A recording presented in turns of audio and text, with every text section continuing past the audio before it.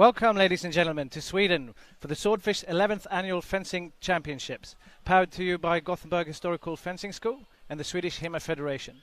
My name is Scott Hellroth, and with me is Matt Gallis. For those of you joining us for the first time, HIMA stands for Historical European Martial Arts. Swordfish is a celebration of these long-lost martial arts, which have been brought to life over the past few decades by the dedicated efforts of fencers and researchers across the globe. This year's Swordfish is better than ever. It's been a fantastic effort by the team here working, and great fencing all around by all the competitors. It's been a really fantastic ride. And Scott Hellroth is going to tell us about what we have on the agenda for this evening. Yeah, so tonight's categories are sword and buckler, rapier and dagger, saber, wrestling, ladies longsword, and open longsword. But first, we'll start the evening with a cutting competition using sharp swords. Our host, Carl Ruber, will interview Shawn Franklin, who's running the tournament. Over to you, Carl.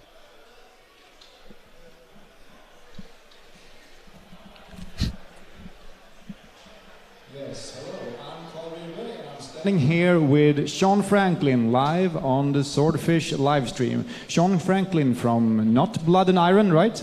That is correct. I am formerly of Blood and Iron Martial Arts in Vancouver, Canada. However, this year I completed my degree and I've relocated across the continent for work, and now I'm not really affiliated with the school at the moment. And you are here to do what?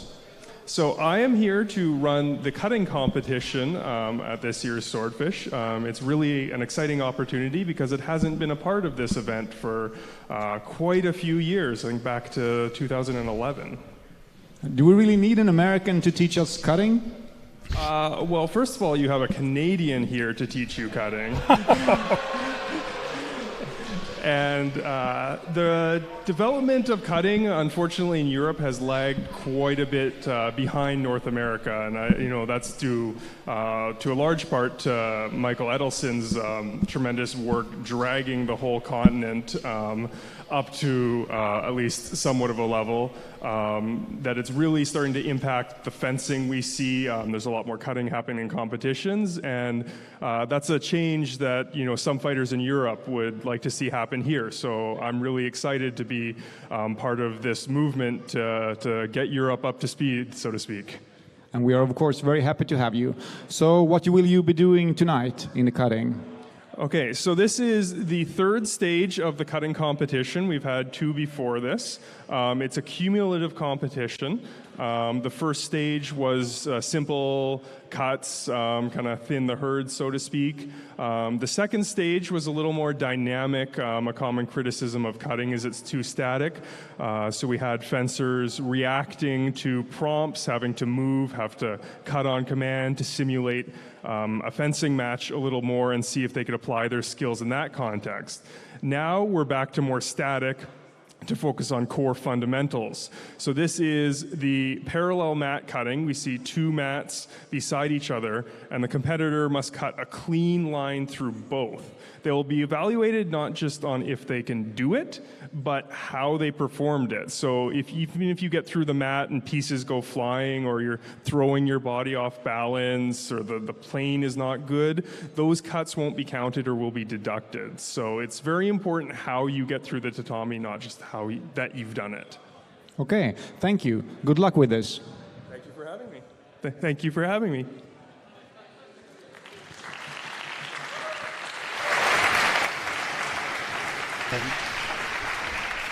And the judges are Shawn Franklin, as we saw, and Jane Johnston of Blood and Iron.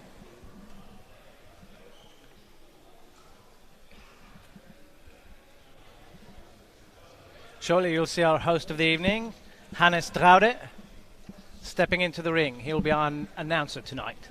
Good evening, Swordfish.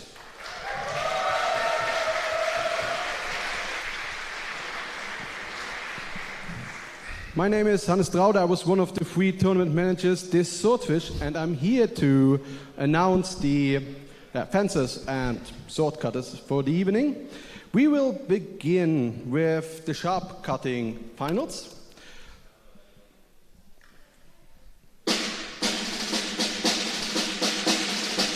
So we have 3 finalists in this tournament, and they are Aaron Kronauta, T.S. Kuhl, and Christian Raukkonen. 2 Europeans and 1 American. Aaron Carnuta is from the Denver Historical Fencing Academy.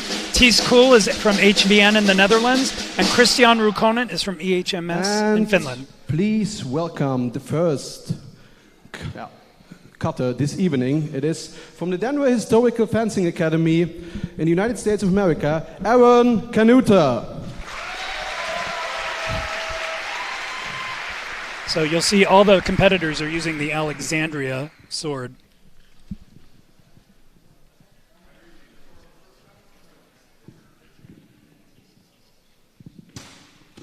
So we have our first cut, a right Oberhau from Aaron Carnuta. It looks like a pretty clean cut, went through both. It looks, from where I sit, like it did a pretty good job of maintaining an even angle.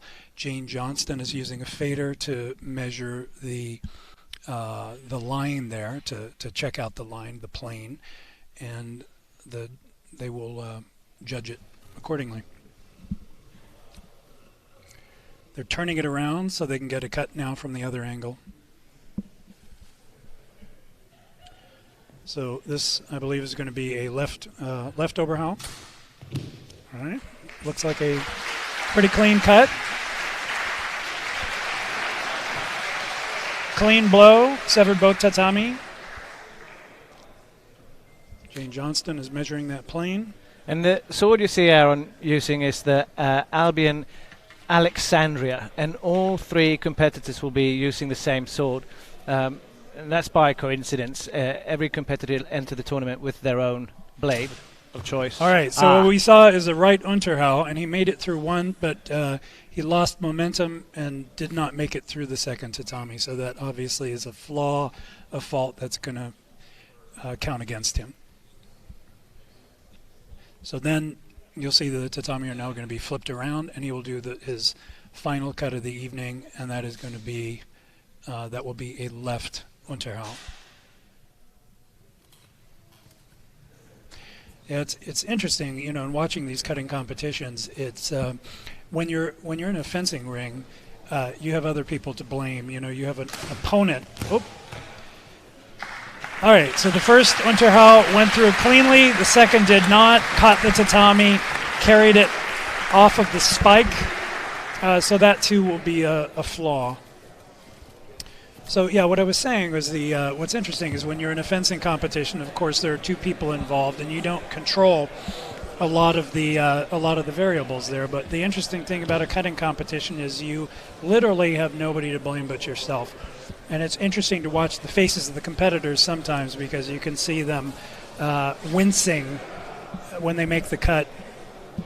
In a fencing tournament, you know, a competitor will never show, or she will never show weakness, or that she'll acknowledge that she did wrong. Or it's hidden by their fencing mask. Hidden by the fencing mask to sort of to influence the judges as little as possible in a negative way. But it's sort of hard not to do that test cutting. It's. All right, so our next competitor is Ties Kool from the Netherlands, from HVN. He will be fighting later tonight in the Open Longsword for bronze.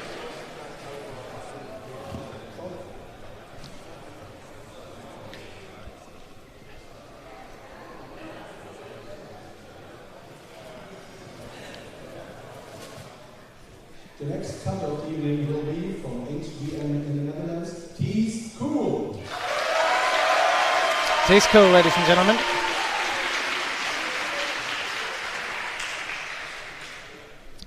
All right. All right, so he's made his right Oberhau. Looked like there might have been a little issue. And you see him cutting as high as possible, so it will allow him to keep as much of the tatami as he can. He has to execute 4 cuts on those 2 tatami. And if you go in a comfortable middle range, then you'll have less and less tatami towards the end of your blows. Right. So now we have the left Oberhau.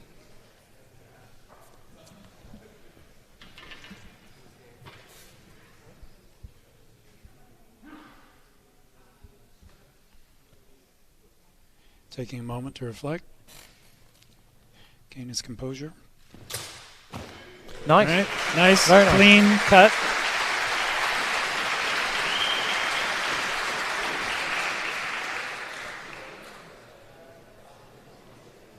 Johnston measuring.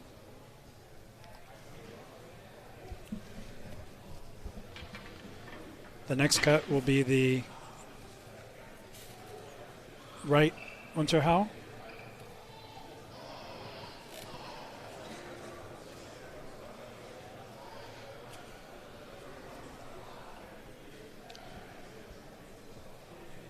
I'm sorry, I think it's going to be the left Unterhau there. That's what it looks like. Beautiful. Oh, beautiful cut. That's a beautiful cut. Beautiful, clean cut.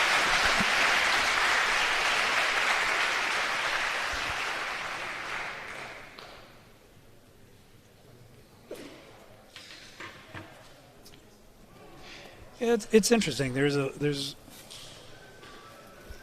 little bit of controversy over cutting and its place in HEMA and the value of that.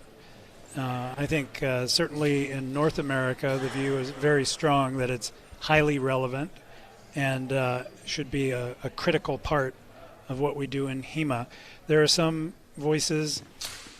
Okay, so we saw that right Unterhau. It went through the first one. Did not make it through the second one. Lost momentum. So we saw that right Unterhau. The same cut Aaron struggled with. Right.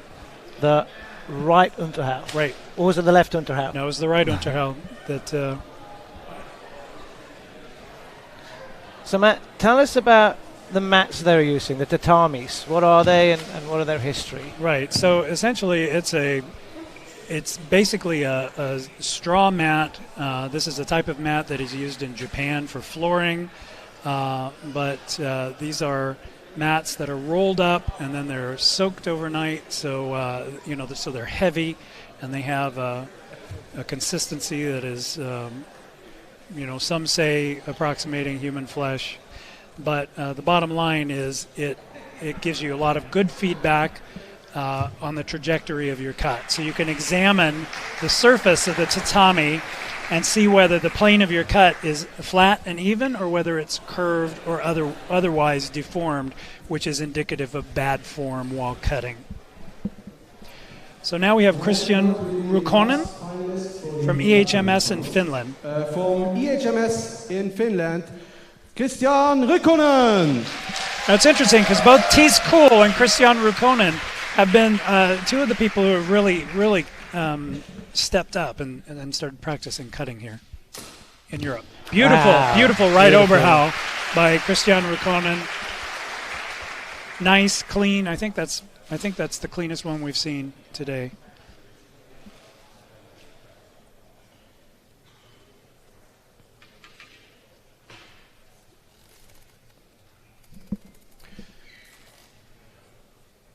All right, mat being turned around, and now we're going to get that left Oberhau.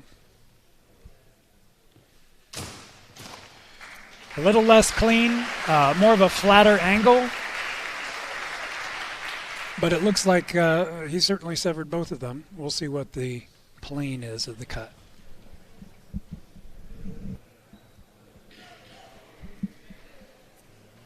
Here we have a replay of that.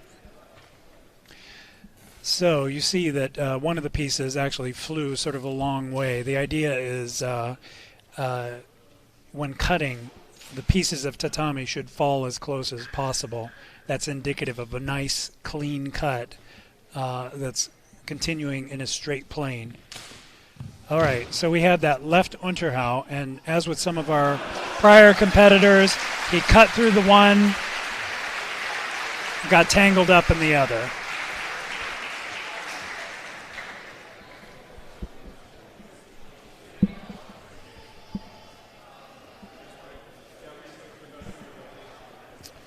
All right, they're righting the stand, replacing the tatami.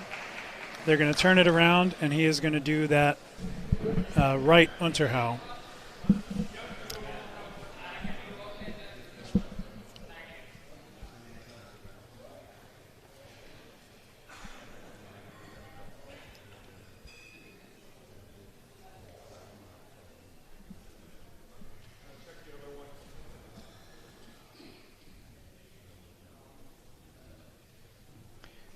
Final cut of the evening.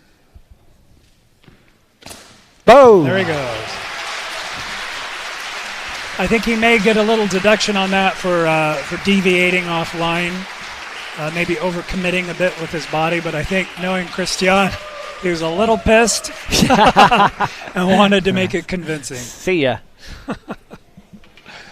However, that will probably count against him, from what I understand from talking to Shawn about. He talked about when you're making these cuts, you don't want to overcommit. You don't want to when you're making the downwards cuts, you don't want to overcommit that shoulder. Likewise, when you're making the upwards one, you don't want to carry too far offline. Christian did a little bit of that, and that is a fault. So while Shawn is determining the winner here, this final, how can you train shop cutting without using a tatami?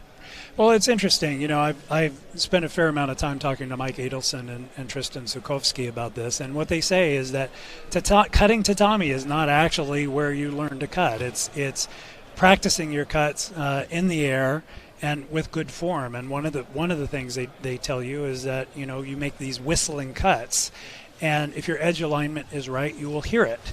And certainly that from listening to them and working on my own form, it's actually an interesting way of practice, because I found I had an edge alignment problem on one of my cuts, and it was that diagnostic that helped me. So again, tatami by itself is not the be-all and the end-all. One of the things that's interesting, I'll just say this, is that Carl Rearberg said, do we really need an American, North American, to come over and teach us Europeans how to cut? And frankly, from my point of view, with respect to Carl, I'd say yes. I mean, this is one of those areas where I think North America is way ahead of the game, way ahead of Europe. I'm often quoted as saying I think that sometimes Europe is a couple of years ahead of the East Coast, and sometimes the East Coast is ahead of the West Coast. But this is one area where I think the United States and Canada are way ahead of Europe. Europe, time to catch up. But this is a nice display of cutting by an American and two European fencers. You hear the crowd going crazy in the background. That's our iconic floor sweeper right there. It's just become a sort of tradition here at Swordfish to cheer on the floor sweeper. We're waiting to see if we're going to announce the winner of the sharp cutting. In the meantime, we can go over to our sponsors. Yeah, it would be good if we could have our sponsor list show up. All right, so while we're waiting for that, let's go through our sponsors. We've got Spes, which is the maker of the famous Axel Peterson jacket and the Spes officer. We've got St. Mark for the renowned Koning glove.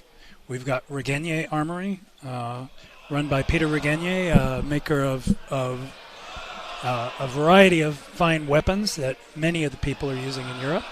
PBT Historical Fencing, who produce masks, jackets, and other protective gear.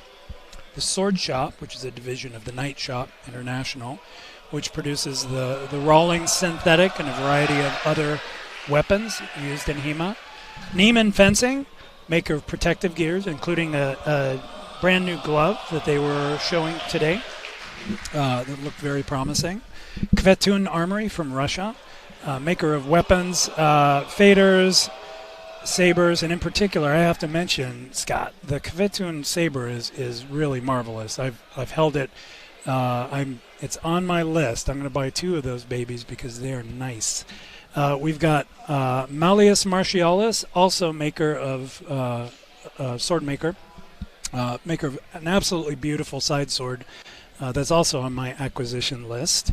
And finally, Foxtail Equipment, which is run by Elena Muzarena, maker of HEMA protective gear such as mask overlays and arm and leg protectors.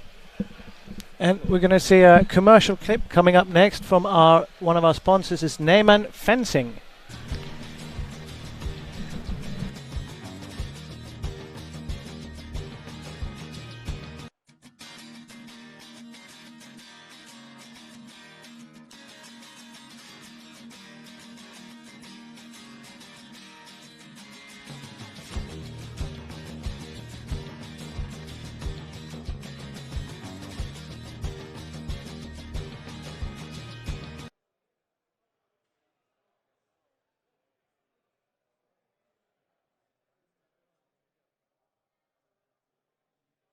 a generous donation of €1,000 to be given to the of gear to be given to the winner of the Open Longsword tournament. Yeah, the neat thing about our sponsors is that so many of them are actually run by people who do this themselves, and I think that it really makes a big difference. It's one thing when you just have some company trying to make money off you, but it's another where you have people who are actually dedicated to this and practitioners themselves. Like Peter Regenia is a great swordsman, and passion runs through in what exactly. they do, and it's the same thing with Neiman. Same thing with, you see these guys. You see Neiman out there fencing. He takes part in competitions. It's a wonderful thing. Axel Peterson, Anders Leonard, from St. Mark's.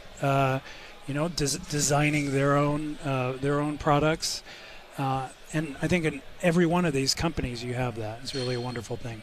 So I've been told backstage that the winners of the sharp cutting will be announced at the very end of the live feed, and so we're going to move over to the tournament fights of the evening.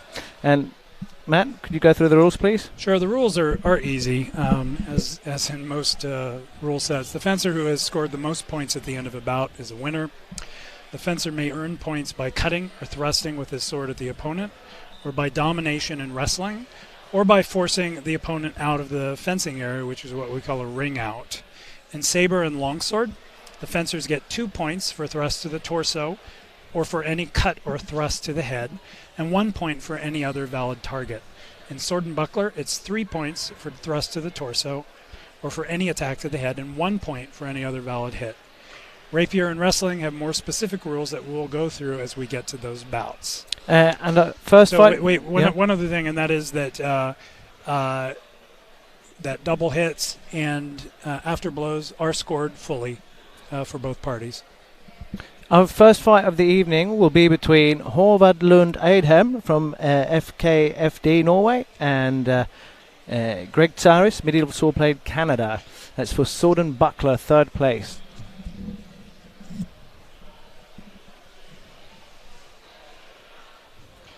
All right, so Håvard is from the Frie Duelister, the Free Duelists from Oslo, Norway. And we will start with the final for the bronze medal in sword and buckler. His opponent, Greg Sagris, is from Medieval Swordplay Canada. So we have Norway versus Canada.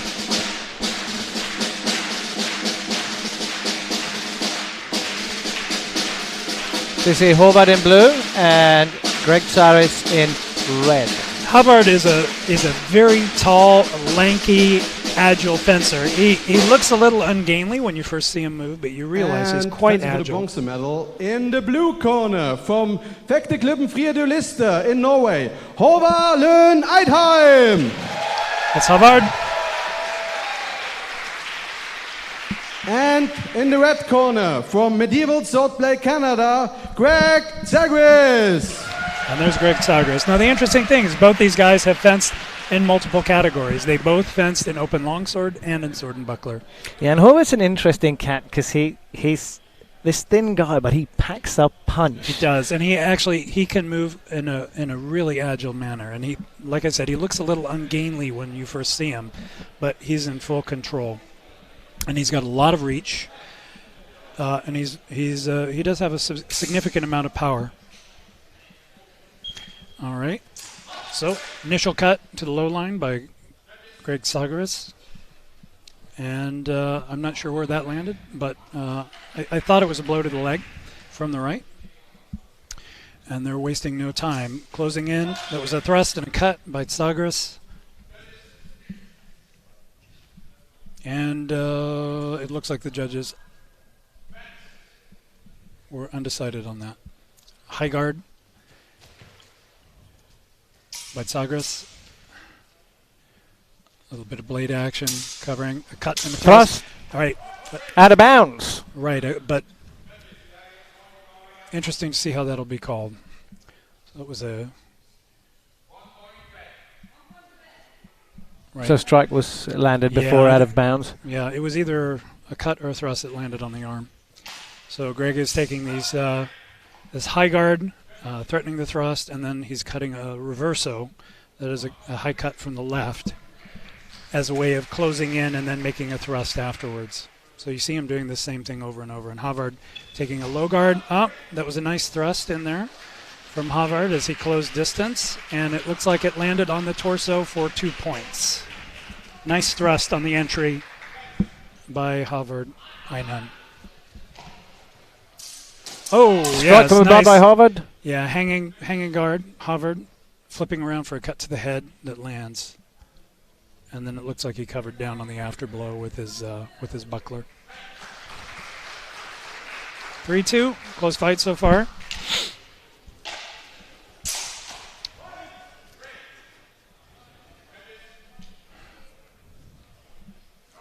Yeah, a little bit of an unclear exchange. The judges could not agree. All right, Greg is settling into this this high guard. It's high versus low with a point forward. And pushing the pace, threatening with that thrust. Yeah, definitely pushing putting pressure. Backward. But you got to be careful with Havard because he's got a long reach. And we saw once before he walked in on a thrust. Okay, cut to the buckler, a reverso that misses, and he drives him almost out of the ring. And it looks like there was a cut delivered by Havard when he was backing up that may have landed on the arm. High guard versus low guard again. Cut at the leg that misses. Parry with the buckler. Thrust as he drives him out of the ring. I think that was a thrust that landed to the torso by Red for another 2 points. Or sorry, 3 points. Is it 3 points or 2? I think it looks like it's 2. Oh, that was thrust underneath to the torso. But I think there was a high thrust landed immediately after by Tsagras. So that was an even exchange. End of round. We'll be heading into round 2. And Horvath's, he's fine in this position. He's leading by 7-4, and he's letting Tsagras go for him and countering. It's interesting. You saw an early lead by Tsagras, and he was coming in very aggressively, and Havard was doing a good job of just sort of taking him. Well, he got hit a couple of times, but then he started figuring out his game, and he's catching him as he comes in. We'll see what Tsagras comes up with.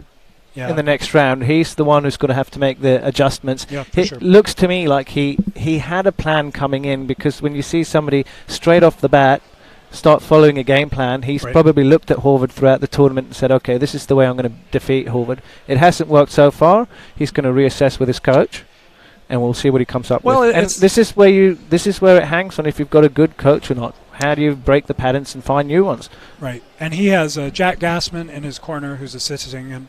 Not from the same club. Jack Gassman, originally from Switzerland, lives in Ireland now, but I think he's stepping in to help the Canadian, who I think is here alone. So what's happening is, you saw him come in pretty aggressively. Then he decided he was going to move to this high guard. He got some benefit out of that, but then it started working against him. Havard figured it out. We'll see if he changes, if Greg Tsagras changes his game. All right, low guard now. All right, looks like I thought I saw a thrust that landed by Tsagras, but I think there was a cut to the arm on the way in. And that's what the judges see as well. Yep, likewise I thought I saw a cut to the hand by Havard. Right, you see a little cut to the hand, he extends, you see that coming in? Almost drives him out of bounds, but he keeps 1 foot in. To be out of bounds, you have to have both feet out.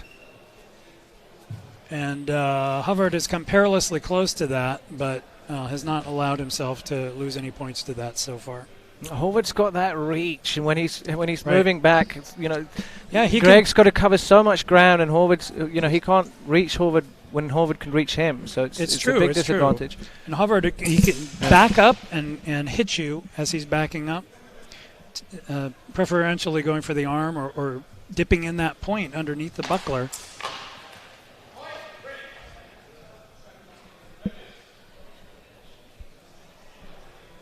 So Greg's kept the pretty much the same setup, rushing in Horvath, applying pressure, but he's utilizing the low guard more than in the first round. Yeah, for sure. And I think he's changing up his game, but the fact of the matter is with that range distance, I think he feels like he has to keep the pressure on.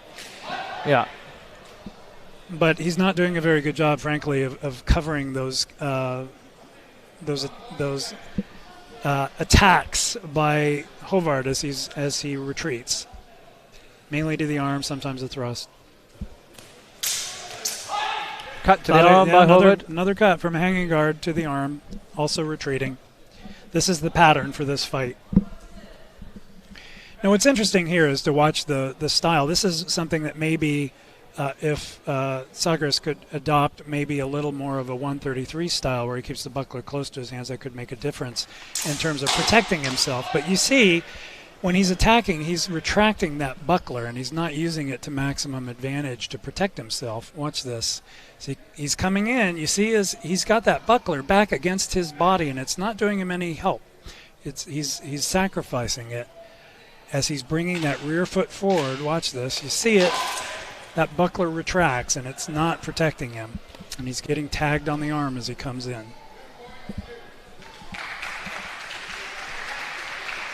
(11-5). It's going to be extremely difficult for Greg to make any headway here. Cut to the buckler. Looked like another cut to the hand by Håvard. Yep, 1 point blue. This is our last exchange. Oh, beautiful thrust, catching Tsagras in the throat as he walked in. But I think there was also, I'm not sure if it was a cut or a thrust on the way in. He catches him there.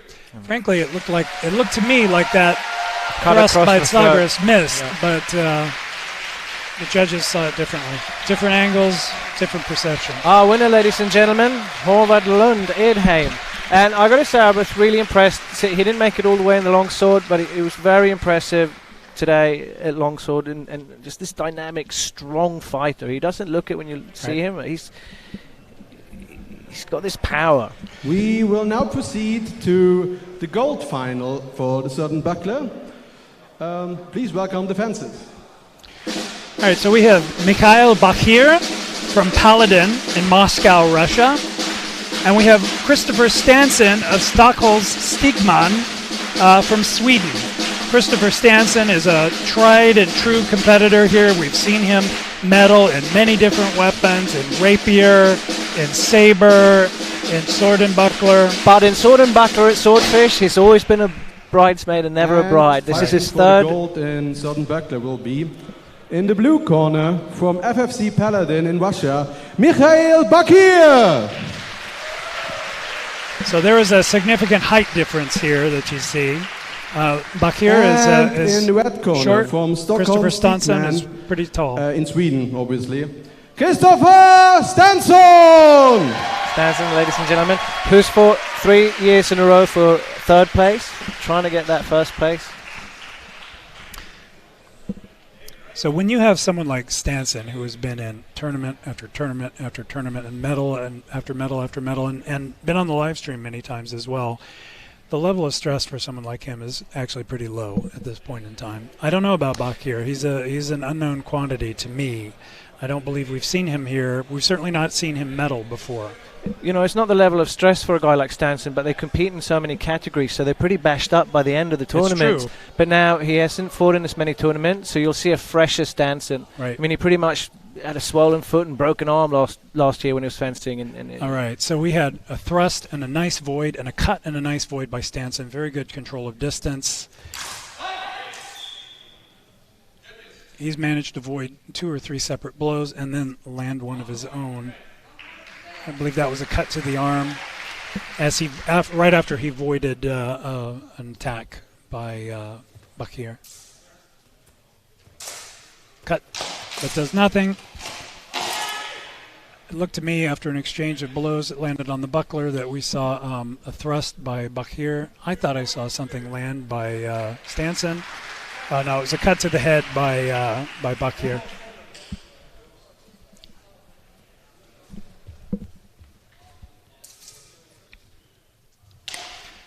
Thrust did not land, parried with a buckler.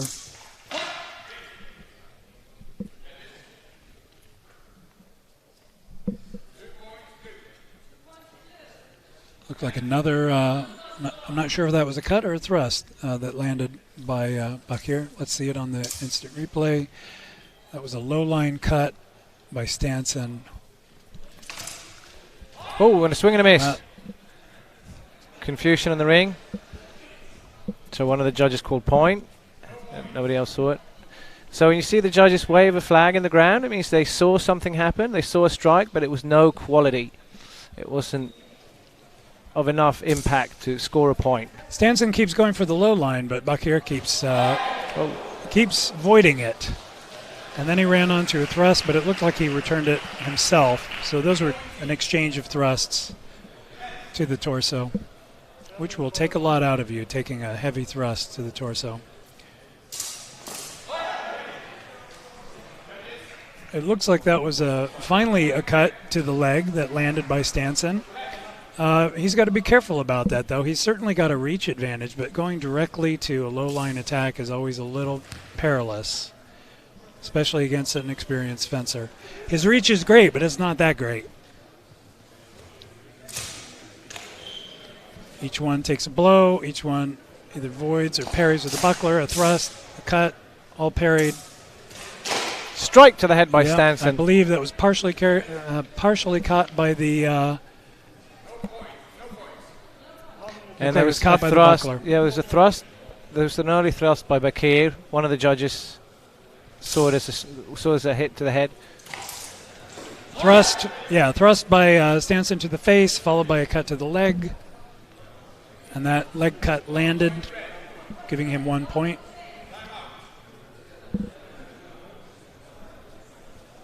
So we are now at 3-4. A close match. Interesting. Mikhail Bakir of Russia doing a very creditable job against a much taller, very experienced Christopher Stanson.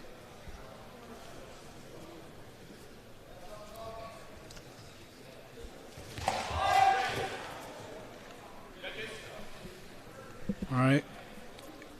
Looked like there was a thrust that landed, and in the process of landing the thrust, he lost his sword. It'll be 2 points for Bakir.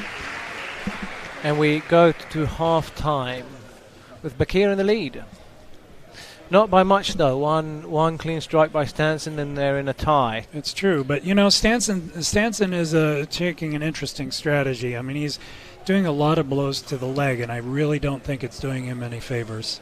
At first, he was taking a number of blows straight to the leg without any kind of a setup, which is very risky, and he paid for it with thrusts and cuts to the head that gave Bakir an early lead. Finally, he changed up his game a bit and started preceding those cuts to leg with some kind of a high line feint, which is good fencing.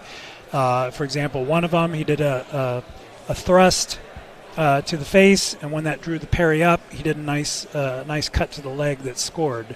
That's the kind of good fencing you want to see. Frankly, what he was doing before was a little bit surprising to me. Over-reliance on reach.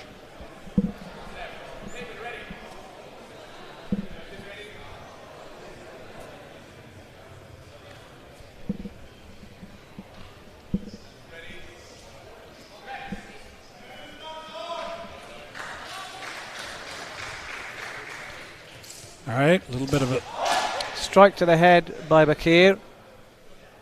Yep, and followed by low line cut by Stanson. Right, and the cut landed. The high line cut by Bakir landed. The other one did not, by Stanson.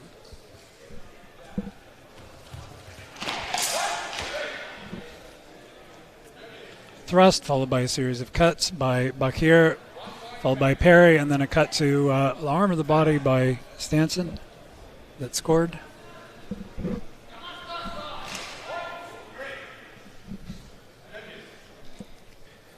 That was a...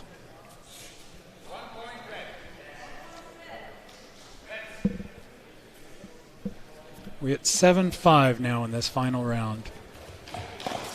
It looked like a cut to the midsection by Stanson. I did not see what What Bakir landed Bakir looked like landed it a might cut have to been the head. cut. And that's the story of this fight, is Stanson going for the low lines and Bakir going for the head, which is setting him ahead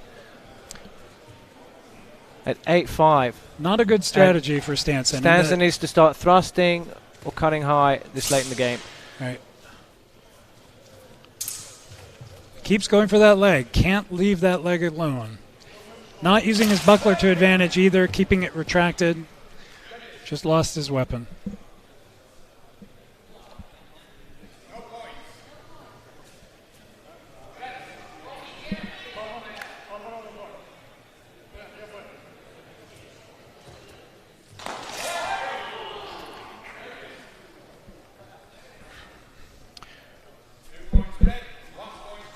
Right. It looked like a cut to the head by Stanson, followed by a cut to the arm, I believe it was, by Bakir. And this is what Stanson needs to do now with almost only a minute left.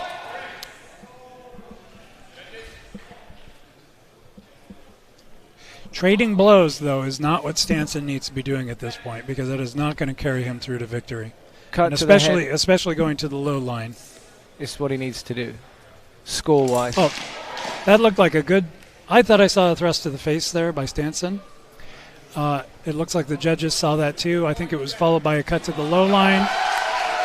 That was what he needed. We are at a draw with 30 seconds left in the fight. So we'll All see right, if Stanson needs fight. to but then Thrust he did the and a same strike thing. to the head. And that is good. That cost him the fight. He reverted to going for the low line, and he took a... Oh, I thought... He's got...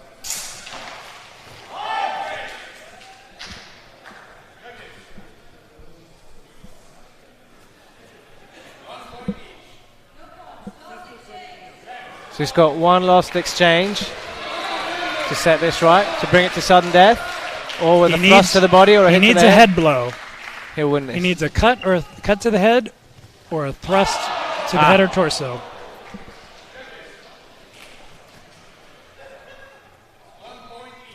One point each. And that is it. Very close Bakir fight. ahead. We have a winner, ladies and gentlemen. Mikhail Bakir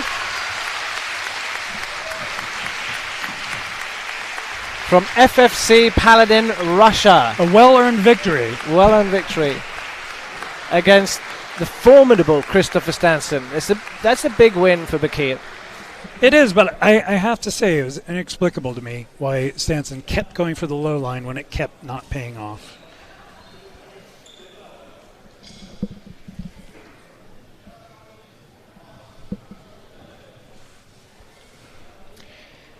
Well, sometimes when you're fencing and any kind of fighting, it's not just what you do, but it's also the mistakes that your opponent makes and being able to capitalize on those. And Mikhail Bakir certainly did that, capitalizing on the mistakes made by Christopher Stanson. And it's easy for us to say he needs to hit Bakir in the head, but Stanson will very well know that's not easy to do. Certainly not, but he also managed to do that on occasion. You saw he landed a very solid thrust in the face, and there's no reason he couldn't have done that again. The other thing is he could have done more feints at the high line before making those low line cuts. All right, so much for sword and buckler. So the next in our agenda here for the evening is the third place match in rapier. And that is going to be Alexander Dinarek from Morzlog Łódź in Poland against Francesco Loda of Accademia Romana d'Armi from Rome, Italy. Francesco Loda is a long-time competitor. He's a very experienced tournament fighter, also a very experienced instructor. He runs a series of schools in Rome that have somewhere close to 300 fencers. Very well known to us. Fighting someone who is very unknown to us, Alexander Dinarek from Łódź, Poland. It's interesting because we have a number of Polish fencers who have showed up this year who none of us know. I'm sure they're known on the Polish scene. but they're certainly not known well internationally. And they're meddling in a variety of weapons. So we have that in rapier, we have it in longsword, and we also have it in saber. We are now going to proceed immediately to the bronze final for the rapier and dagger.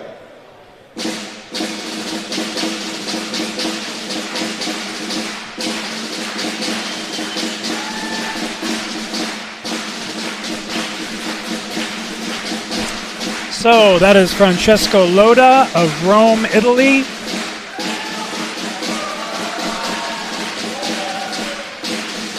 Who will be red this evening. In the blue corner, from Moczlak Lodz in Poland, Alexander Dynarek.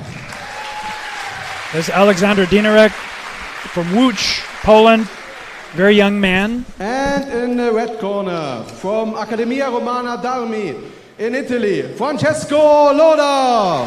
One of the interesting things about Francesco Loda is that he practices his rapier almost exclusively from sources that are found in the Roman tradition.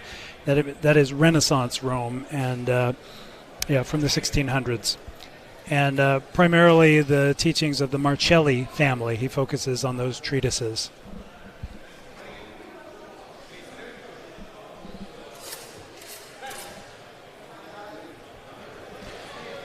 So,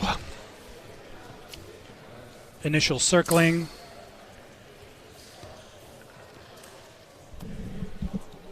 Each one feeling the other one out, neither one daring to make an initial thrust, edging into the edge of measure. Francesco reaching out, touches opponent's blade just a little with his rapier, now with his dagger, closing the line. Francesco's the master of lulling you in, making you misjudge the distance between you and the tip of his sword. So when his thrusts come, they seem so seamless. Right, and so the thing is, you've got a slight height difference here. Francesco is taller than the young Pole, but you've got an age difference. You see the Pole bouncing, very athletic. He told me earlier that he is cross-training with épée, so there's a little bit of a sport fencing training that he has. Francesco, though. But with age comes wisdom. That's right. Old age and cunning will beat youth and innocence any day. That's what I like to think, at least. Francesco taunting him, touching his blade, trying to get him to make some sort of a rash move, which Francesco intends to take advantage of in contratempo. And looked like an extension by Dynarek. It looked like a parry by... it was a head cut by Francesco. one and a thrust by the other, and... Okay, so I think there was a failed parry on the thrust that landed, and then a cut to the head.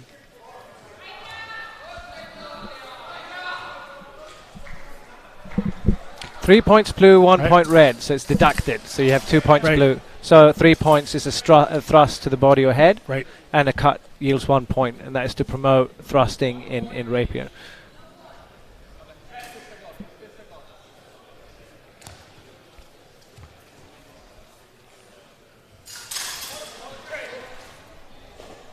Interesting, Alexander not waiting but rushing in. It's interesting. Looked to me like that thrust was parried downward by Loda, but hard to say.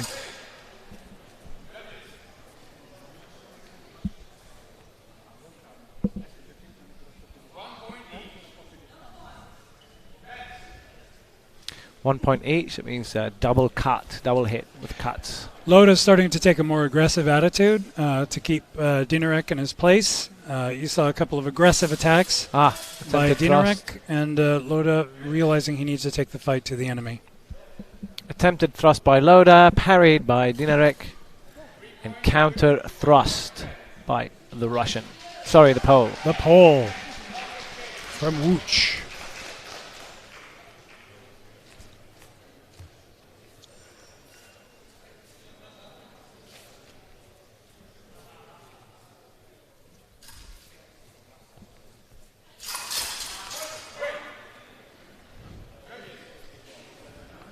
Loda's not finding his range in this fight. He's not finding that, as I mentioned earlier, he's the master of lulling you in and then making those seamless thrusts come from nowhere.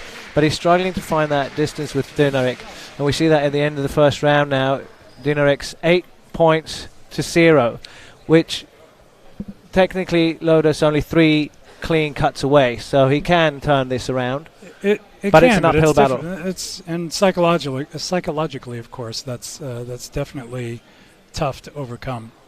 Dinarek has proven himself to be pretty dynamic, very aggressive, and that counts.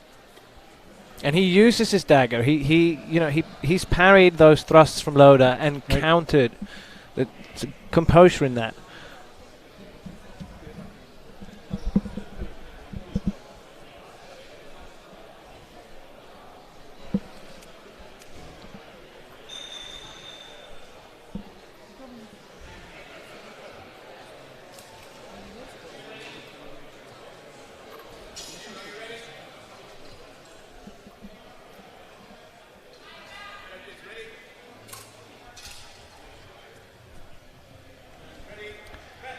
So we have our fight beginning once again. The old wolf fighting the young ferret from Poland.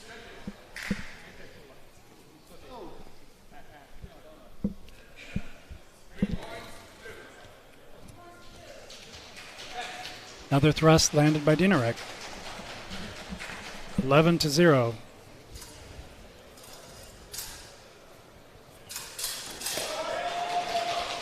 It's like a thrust that was attempted by Loda, but was parried, followed by a cut by him, but he landed on a thrust, I believe, by... Yep. Ran in on a thrust.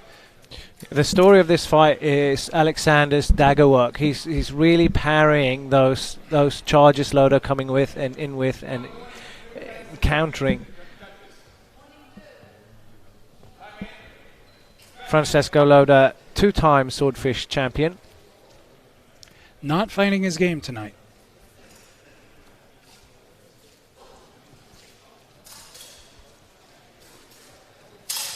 Cut to the hand, parried by the dagger. Oh, beautiful thrust by Dinarek.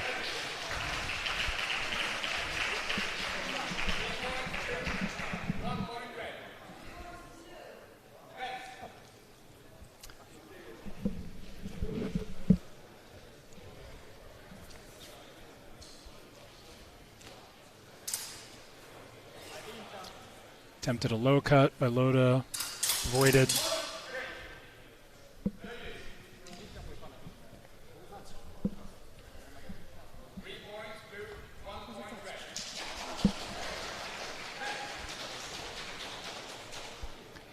Dinarek assuming an insurmountable lead at this point in time. Francesco Loda increasingly desperate, resorting to a series of cuts at the head, which landed. Finally, a point to Loda, but too little, too late.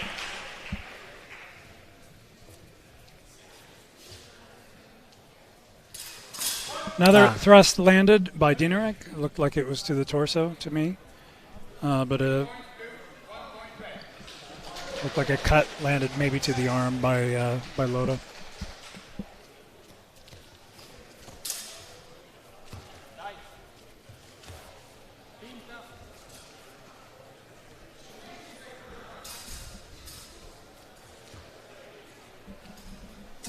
Beautiful thrust to the face by Loda.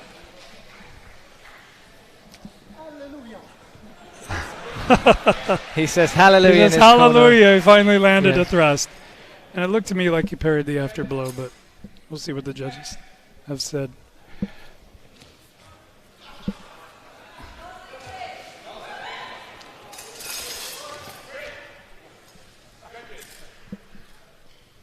Dinarek charging, looked like with the thrust to the face or the upper body. Landing for 3 points. And that is our bout. Quite an upset. 22 points for the young Pole from Łódź, Poland, against 3 for the experienced Francesco Loda. Yeah, he's super happy, and that's a big victory, you know, It against is. a guy like Francesco Loda, and just shutting him down in the way that the Pole did, Dinaric.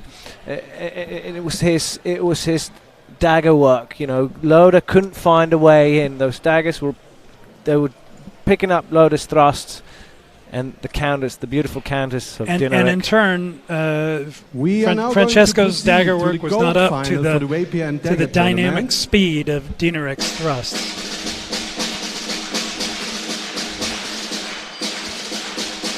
So now on to the gold medal. We have Sergei Koldaev of the Freifester Guild in St. Petersburg, Russia, against Alexei Perkov of Tramazzone from Moscow, Russia.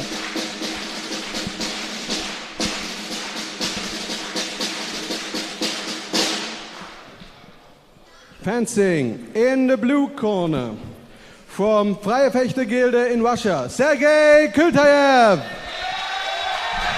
Koldaev, very, very formidable fighter. And in You'll the see him corner later from today Tramazzone in Russia, fighting for gold in Alexei longsword. Perkov. Another Russian, Alexei Perkov. So Koldaev fighting for gold in 2 medals tonight.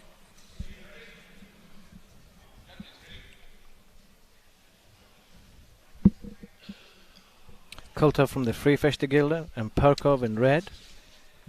All right, Perkov from Tramazzone in Moscow, and Koldaev from St. Petersburg, again in Russia. It's interesting to see the comparison between the way he fights with rapier and dagger and the way he fights in longsword. It's very similar. The stance, the posture, the guard, very much the same. Also sort of a waiting game, but going on the offensive when necessary.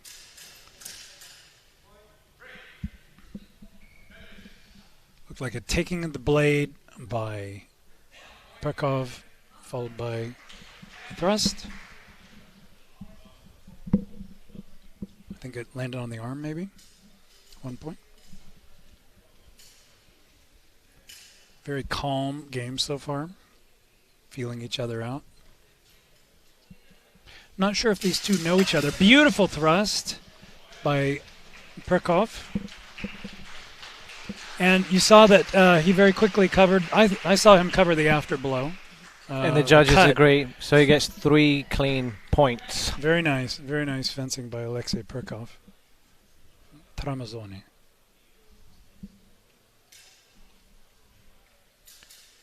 Very measured fencing here, but then very explosive at the end. Both sides feeling the other's blades. Oh, and a beautiful sort of a sliding thrust moving along the blade by Koldaev. Look at this. Going in on the pass and then following it up with a dagger thrust to the chest. Very nice.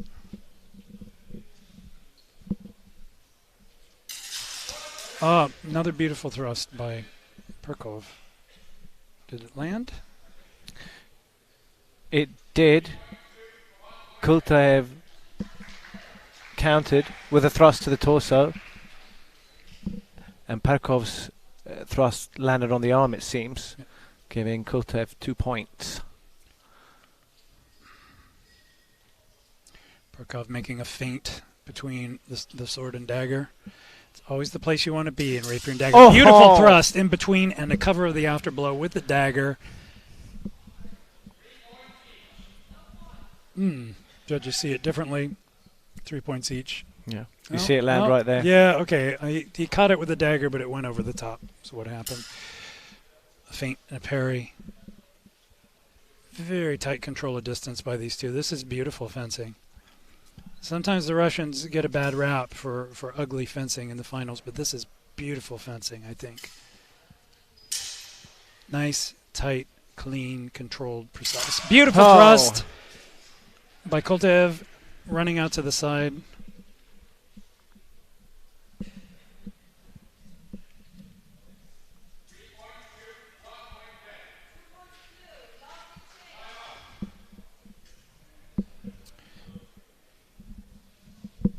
That was the last exchange of the first round, it seems.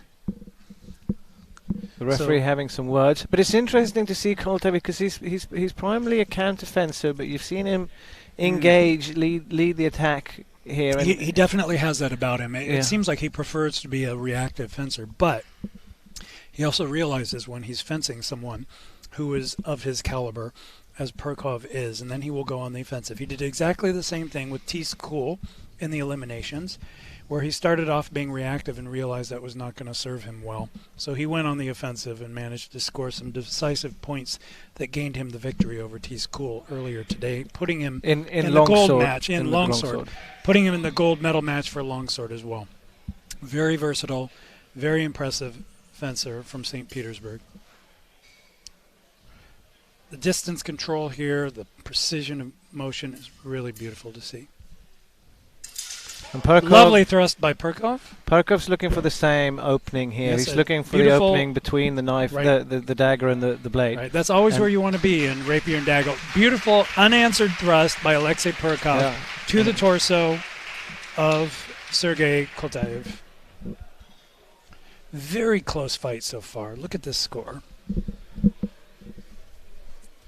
Right, so now we have the end of round. So the pause we had before, it seems to have been a timeout. The referee wanted to address Koltev for something. I have to say, Scott, we're at a tie.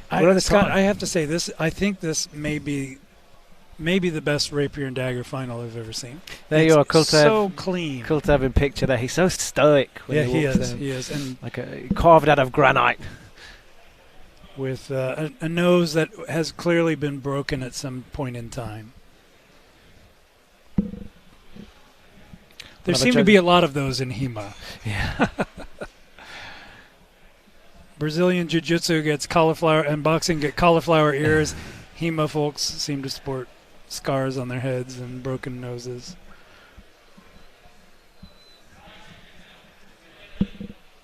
I have to tell you how happy I am with this bout here. I mean, I'm very, very impressed.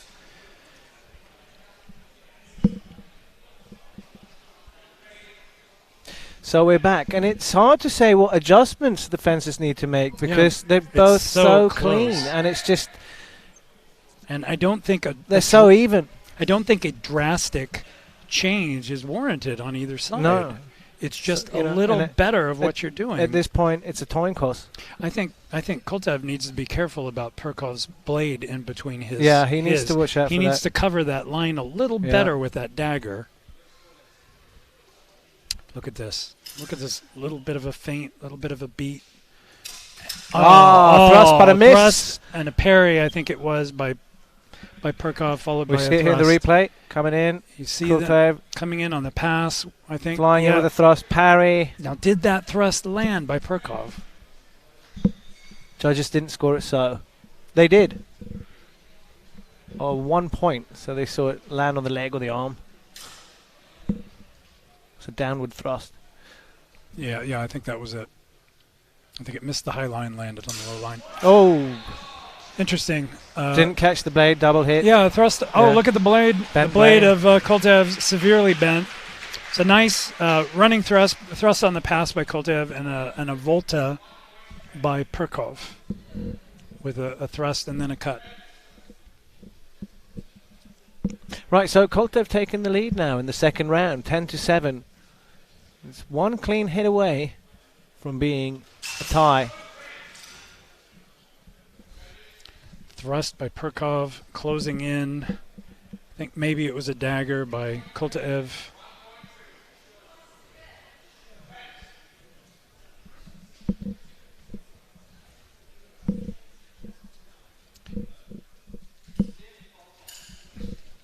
Koltev with a slight lead. It looked like a thrust by Perkov.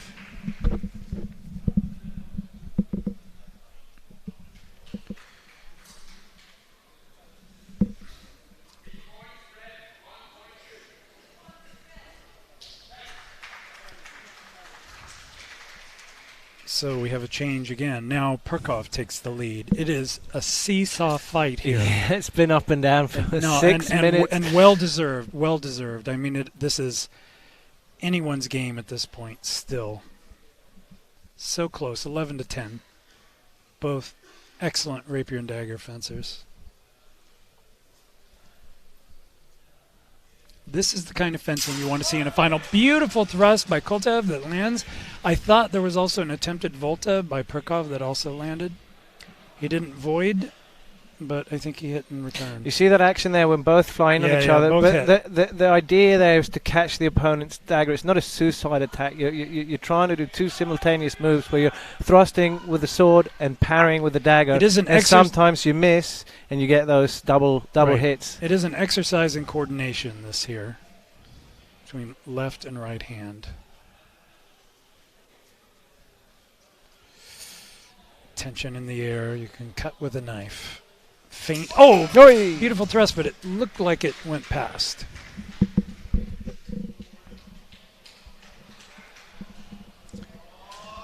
Three points each, it looks like. Judges cannot. Seeing very different results from the judges, but it scored 3 each. It's the end of the fight. Wait.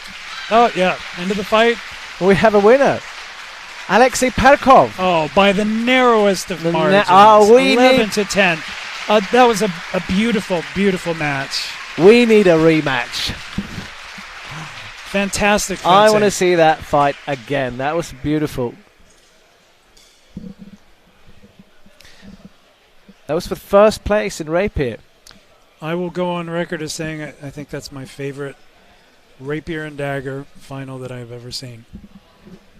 Beautiful fencing. And you'll see Kultev later on tonight in Longsword, and similar there. His fencing was clean and precise, but more in Longsword a counter-fencer than he was in this battle. So, I'm standing here with a very prominent guest.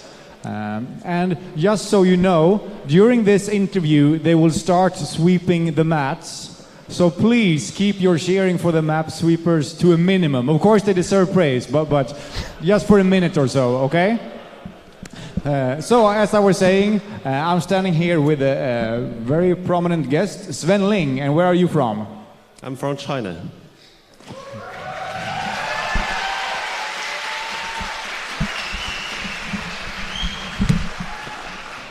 Very happy to have you here. Welcome to Swordfish. What brought you to Swordfish? Why are you here? What brought you to Swordfish? I joined this event for prove myself and to learn the technique and get more experience for this. Yeah.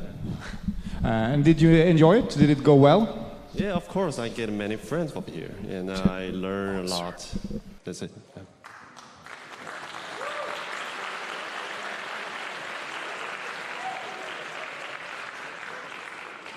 And how would you describe the HEMA in China at this point?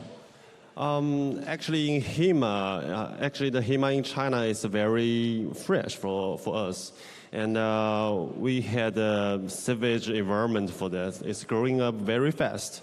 But I will be here this year. It's only one, but it won't be the last one. So it will be have the more Chinese great fencer will join this.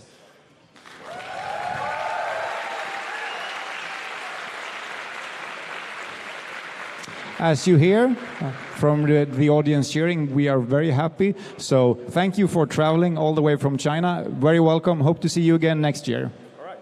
Thank you. Thank you. So there we have it. Swordfish is a wonderful international celebration. You have people really coming from all over the world. You saw someone from China. We have people from Australia, from Canada, from the United States, from Russia. Really a very, very international mix here. Yeah, we even have one competitor from Brazil who you'll see in the gold medal match for longsword, for women's longsword. It's an ever-growing event. I don't know how we're going to room everyone.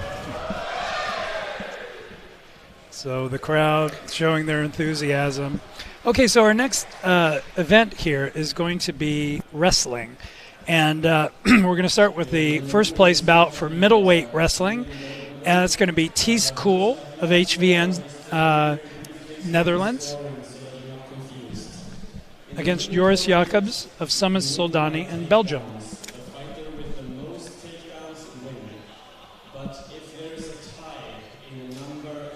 Techniques or takedowns performed, the tiebreaker is the quality of throws. So top level quality throws will be awarded 10 points on the scoreboard, and low quality throws will be awarded 1 point on the scoreboard. So, I'm still counting the numbers of throws. So the winner is not the person with 20 to 5, but the person with 5, because 5 is more than 2. Does that make sense? That was Nicholas Mornby there going through the rules for our ring-in tournament. I don't know if you had a bit of an echo at home, Matt. Can you maybe go through the rules Yeah, I think after Hannes has introduced our wrestlers? Okay, then please welcome our middleweight wrestlers. So again, Thies Kool of the Netherlands against Joris Jacobs of Belgium. Now this is primarily going to be stand-up wrestling for those of you at home. If you're a BJJ fan, this is not your thing because it's not really focused on ground wrestling, which is not so much a focus of HEMA except in armored combat. But it's going to be stand-up wrestling. So we're looking at throws, we're looking at reversals, we're looking at ending up in positions of dominance.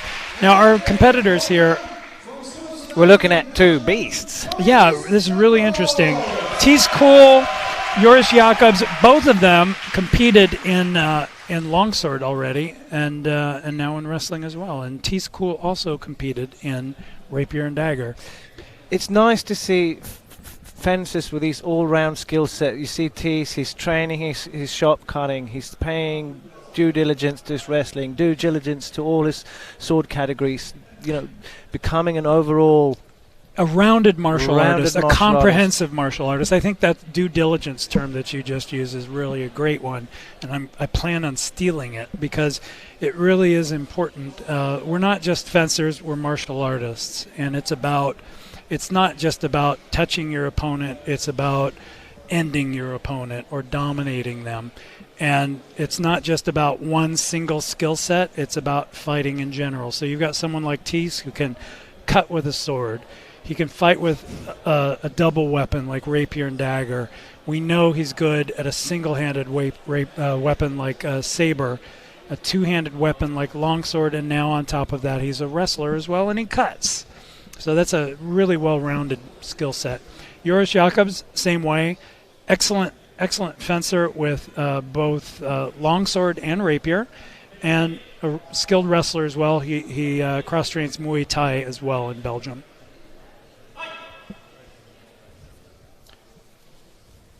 So remember, this is focused on stand-up wrestling, not on groundwork. So the fighters in clinch.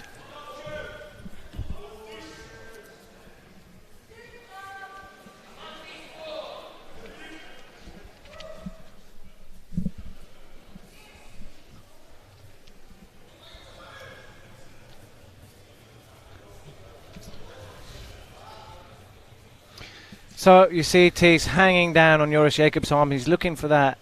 He's looking for the back leg of Joris. Oh! Attempted sweep by Joris.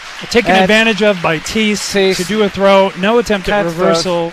Caught Jacobs by surprise. You see Joris trying to sweep there, and Thies says, nah, put him down puts on him his down. back. He wasn't having any of that.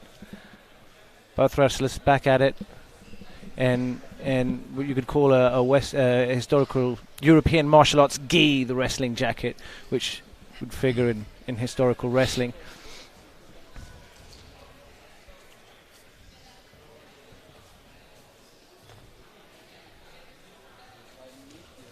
Oh, beautiful. Thies counters. A throw by Jacobs and a reversal by Thies, ending up with his back. So twice in a row, Joris going for a technique, and Thies countering Thies it. countering it, ending up in a position of dominance, taking the It's back. earning Thies points and costing Joris energy.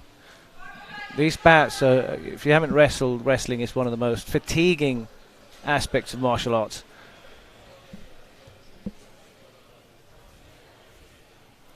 Joris with a reaching across. See, Thies is so grounded. He's just got this grounded strength. It'd be hard to get him down. He's Teese not is- long and lanky. He's sort of got a good restless build. Teese is one of the most powerful fighters in HEMA, whether you're talking longsword or saber or wrestling. He's got a strong physique. And he combines it with technique, which is what makes him one of the best in the business. Attempted a leg grab by Joris. So both wrestlers are Slipped by trying to Teese. get, what they're trying to do with their arms is to get your arms underneath your opponent's arms. And that's going to set you up for your sweep or your takedown. It's going to give you access to legs and the hips of your opponent. Joris attempting to that. hook his opponent's leg, but Oh, attempted hook. Tease counters. Lands on top.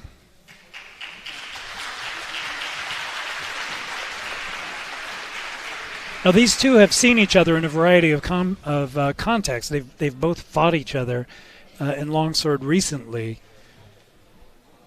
Actually, Joris knocked Teese out of the Dutch Lions Cup competition just a month or two ago in Utrecht in the Netherlands. So these are two fighters who know each other in a variety of contexts. It's interesting, having seen them fight each other recently in the longsword, now to see them pit their skills one against the other in wrestling.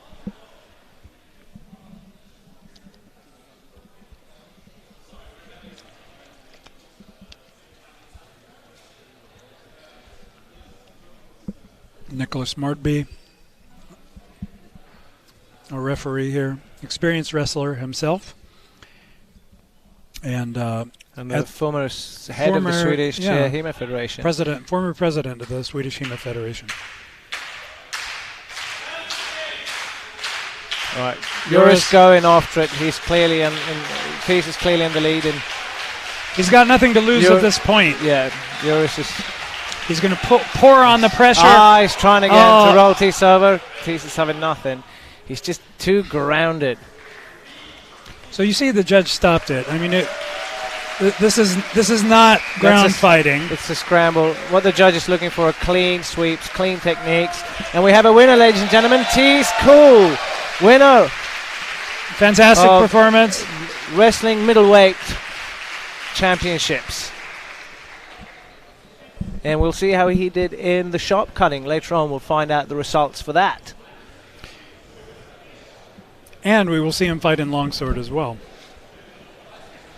So if you're a young fencer watching this, pay attention to the due diligence of Teese Cool and Joris Janis. You know, it's not Joris only Jacobs, about yes. It's not only about the swords, it's about the whole. Well, as they always say, you know, HEMA is not just longsword. I know longsword is the sexy weapon, at least for now, but the fact is there is something to be gained by all the different weapon sets, all the different disciplines, including wrestling.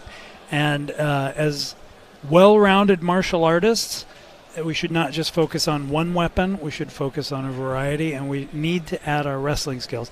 I'm working on my wrestling skills right now. I have a new training partner who I think is listening. The drums roll. Our competitors enter for the third place bronze saber match. Christopher Stinson, again, who we just saw fight in Sword and Buckler, fighting against Antoni Olbricki of Akademia Siermierci, or the Fencers Academy of Poland, of Łódź, Poland. This is a great story. Our Polish fencer here, Antoni Olbricki, is the grandson of a very famous Polish actor. So there he is, Antoni Olbricki, whose grandfather starred in a movie about the Polish-Swedish war called Deluge, and there's a famous saber duel in there that his grandfather took part in. And I don't know if his grandfather is still alive, but if he were, I'm sure he'd be very proud of his grandson. We'll also see him a parry and a cut. So it's interesting to see Poland, Sweden. Right, that old rivalry. That old rivalry. Actually, I am part Polish, part Swedish by ancestry, so I have a little bit on each side of this fight. Thrust by Stanson, parried by Olbricki. A cut, parried by another cut. Parried and voided by Stanson. They're feeling each other out. Cut, parry, another cut. A leaping cut. Leaping cut from above by Olbricki. Olbricki. It looks like that was parried and a riposte by Stanson. And there you see it again. Parried by Panson. Cut to the low line. And a void by a cut by Olbricki. Void by a series of cuts to the low line by Olbricki. Stanson is doing a good job of avoiding those or parrying those. It's interesting that Olbricki seems to be doing the same thing that Stanson was doing in his sword and buckler match. Maybe Stanson has learned from that experience because he's not doing that. Beautiful parry by Stanson. Frankly, I think he's fencing better in saber tonight than he is in sword and buckler. That cut actually did go through the parry, so it was a leg cut by Olbricki. And we are at a slight lead for Olbricki. Very aggressive fencer. I thought I saw a spark there. Always nice to see that. Nothing more exciting for me. Yeah, that was hits to the low line by each fencer on that. Closing in. A little bit of blade contact. Hanging guard. Cut by Stanson. Parried by Olbricki. Cut from the right. Parried. Thrust. Parried. Cut. Low line. Voided. Another cut. Great distance and parrying skills by these two. And nice display of military saber. Olbricki covering wow, beautiful voids here. Olbricki covering vast distances. He can cover so much ground in his exchanges. Yeah, but Stanson is, if you look at that, cut to the leg. He tried to void that one, but he caught him on the leg. That was a beautiful exchange. This is that's saber fencing. This is really nice. This is good. I must say I was a little unimpressed by Stanson's performance this evening with sword and buckler, but he's making it up on saber for sure. Both of them are. Beautiful. I think Olbricki making his grandfather proud. This is the deluge. All right, so a slight lead by the pole. Counter by Stanson. 4-3 in the end of the first round. Yeah, Olbricki is from Warsaw, Poland. Feeling each other out. Thrust. Strike to the legs by Olbricki, and he swoops out. Did Stanson land that hit on the foot? No, I don't think so. Thrust, parry, cut to the leg by Olbricki. Another cut by Stanson that missed. Stanson's probably getting told off for hitting hitting the mat. Anthony Olbricki, 5 points to Stanson's 3. Slight lead by Olbricki. This could change in a moment. We're still early in the fight. Feeling each other out. Stanson being thrust. Run in with a thrust by Olbricki. I think there may have been an afterblow. And counter thrust by Stanson. Right. So no change to the score on that. That's the end of the first round, and you know. Right. So the interesting thing here is Olbricki seems to be getting more and more excited. Stanson seems to be calming down. So that could actually have a big impact on this. Olbricki is starting to maybe lose composure a little bit. And we'll see. Stanson is from the Stockholm Stigmen, and their foundation is his saber wrestling. Saber fencing, and you know they do very well in the other sword categories. Applying their general knowledge in fencing. But look at his face. He's relaxed. He's calm. He's confident. He's been here before. He is not concerned. Olbricki on the other side. You can see him on the other side discussing with his coach, who's giving him advice. You can see he's maybe a little more agitated. And I'd like to know the age of Olbricki. He's young. But he's got a slight lead. He needs to maintain it. Stanson needs to bring this back, but Stanson is more than capable of doing that. Hanging guard by Olbricki. Back and forth. Forehand guard now by both. Cut, void, cut, parry. Oh, strike It to looked the like leg. a riposte to the Olbricki. leg. It was a cut from the right. Parry by Olbricki. It looked like to me like a cut to the leg, but By gave that Olbricki, to- that's what I saw. Yeah, me too. But they gave that to Stanson. I thought Olbricki had that one. Oh, running attack to the head by Olbricki. Flesh. That was sort of a saber, fencing saber move, which is sport fencing move, which is interesting. Not allowed anymore, but I'm an old sport fencing saberer, and I remember those. Cut, parry. Oh, nice cut at the leg with a void, thrust, parry, and a cut I thought landed by Olbricki. Yes. All right. Cut. So that was an additional point for Olbricki. We're at 7-4.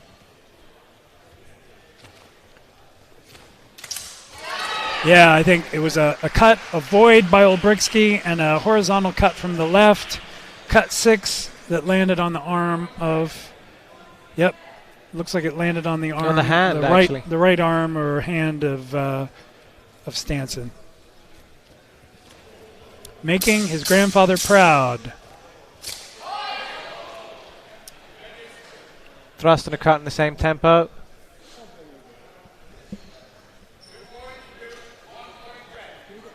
Thrust beats cut. Giving Stanson 1 point. Stanson at 5 point to Olbricki's 5-9. A comfortable lead by Olbricki. Cut. Oh, yes. thrust by Stanson. Beautiful. Right. A cut and a void. Looked like it was a cut and a void by Olbricki. Void. Cuts him on and the then hand a thrust, coming in. overhand thrust Yeah. lands to the torso of Yeah. Olbricki. Cut Stanson on the way coming in, but beautiful thrust. Whoa.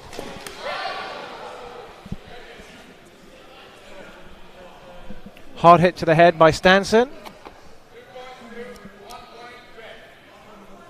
Stanson Olbricki. slowly creeping up in the standings here. And he's doing pretty well now. He's 7-9, half a minute left. It's He's possible. back in the game. 100%.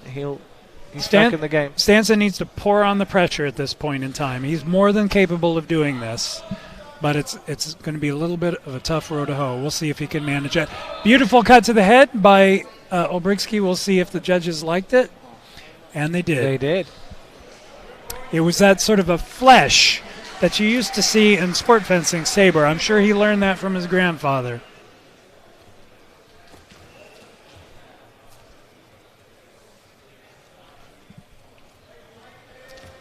Stanson facing the deluge. Beautiful moulinet by Olbricki. Oh! Wow, oh, beautiful. A thrust by Stanson, voided by Olbricki, followed by a cut to the head by Olbricki. Watch this. Beautiful. Stunning. Voids it, There cuts it to the comes. head. Lovely.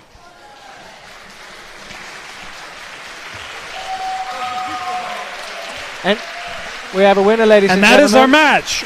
Olbricki. Antoni Olbricki of Warsaw, Poland, making his grandfather proud. And Stanson,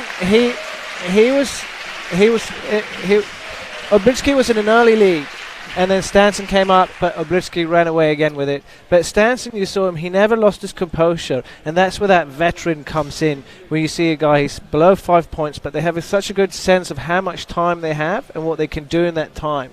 And you see him staying his composure, while a younger fencer could, or a less experienced fencer, if they're under 4 points and they think, oh, I've only got 2 minutes, so I better start running in, and they start doing brash decisions, will put them in an even worse position. So in terms of ancestry here, Olbricki's grandfather was in this movie, The Deluge, and you can go on YouTube and pull this up. It is a beautiful saber fencing match in the rain. It's one of the most famous fight scenes with a sword that you can see out there. Well worth watching. I think Antoni Olbricki made his grandfather proud.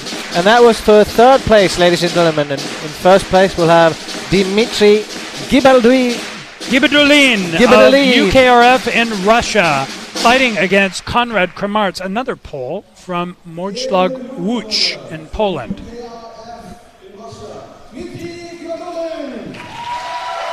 So Gibadulin is a very aggressive fencer. Some have criticized him for being even somewhat suicidal and charging in with attacks. I have not watched Kramarz fight. I didn't get a chance to watch him fight. We'll see how he does. He's going to have to deal with Gibadulin's onslaught, which is pretty formidable. He's a big fencer. He's got a good reach. He's got a hard attack. Gibadulin in blue, Kramarz in red. Yes. So the pole from Łódź makes a moulinet and cuts, parried by the Russian. And a countercut by the Russian, which strikes on the arm. So an early lead by the Russian, Gibadulin.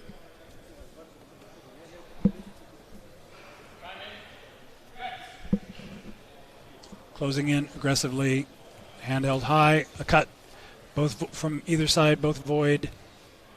Cut, parry. Looked like a cut to the head by Kramarz. But an afterblow by Gibadulin, I believe. That was seen as a nullity by the judges. Point for both. Cut and a parry by Kramarz cutting, Gibadulin parrying. Low guard by Gibadulin. Gibadulin taunting, high guard, waiting for cuts, Kramarz to come voids, cuts, voids, parries. Bam! Cut. Whoa! It was a cut from the left. Gibadulin is left-handed, in case you haven't noticed. That is a significant advantage against the right-handed fencer. Looked like a cut to the hand by Kramarz. We'll see if the judges pick that up.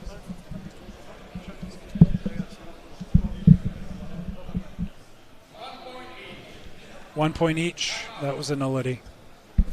Slight lead by the Russian Gibadulin. No surprise. Both very aggressive fencers, getting a little sloppy. It's interesting. Sometimes the bronze fights are better than the gold fights, yeah. I've noticed. There's a little less pressure.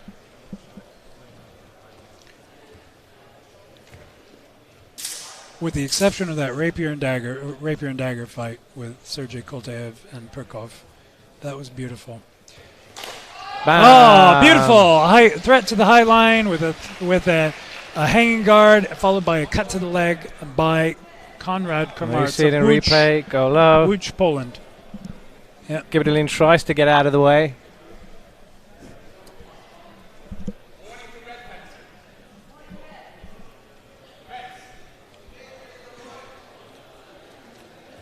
Low guard. Gibadulin likes this low guard, and Kramarz likes a higher guard and a little bit of a slight moulinet. Cut to the head by Gibadulin that I saw, followed by an afterblow by Kramarz. We'll see what the judges. I think that's correct. That is what I saw. A head cut by Dmitry Gibadulin, followed by a cut to the torso by Kramarz. So 2-1.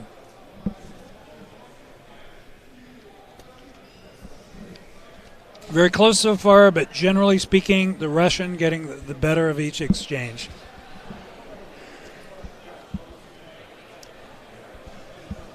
Kramarz needs to slow it down a little bit. He needs to maintain distance a little bit. He needs to be a little bit of a more canny fencer. Wading in and trading blows with Dmitry Gibadulin is not a good idea. No. He needs to be a little more canny. He needs to open the distance out. He needs to get his point out there in a hanging guard like he did, and then he needs to take those targets as they arrive. Yeah. He did that once before, taking the leg. He needs to repeat that. You saw that in the end of the round, exactly. And you don't want to get into Krieg with Gibadulin. No.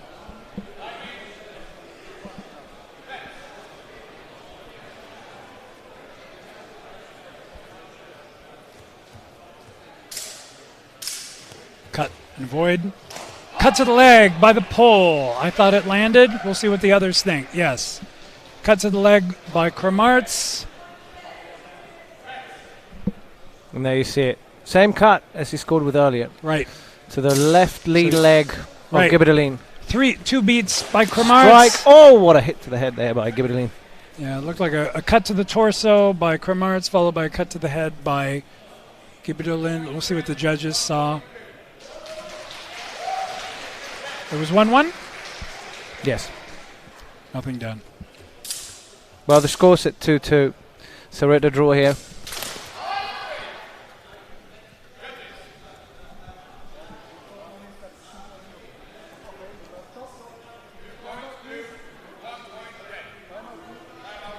Timeout has been called. Equipment malfunction. That was a hard exchange. Both fencers coming in, delivering a series of blows. A little hard to tell what happened there. Blow to the leg. Oh, it looks like a clean blow to the neck by Kramartz, followed by maybe an after blow. So I didn't see the after blow by Gibberlin, but that was Gibberlin leading the charge with a low cut, and then Kramartz cutting in over the neck. Yeah, I think that was a clean. That looked like a clean blow by Kramartz to me.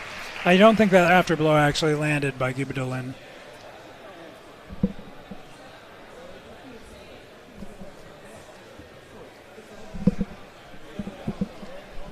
It's not.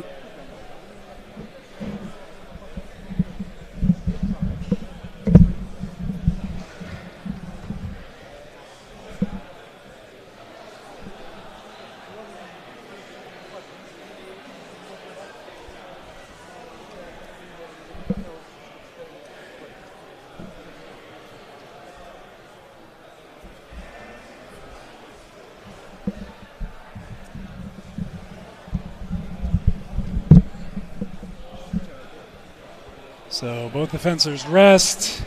Looks like Gibberlin is a slight cut to his head, maybe a little blood coming there. He's also paid his due diligence in blood. Yes. Took a hard blow by the pole there. A little bit of blood, not too much. We've seen worse at Swordfish. So in case you notice that our scores with our scoreboard in the background on the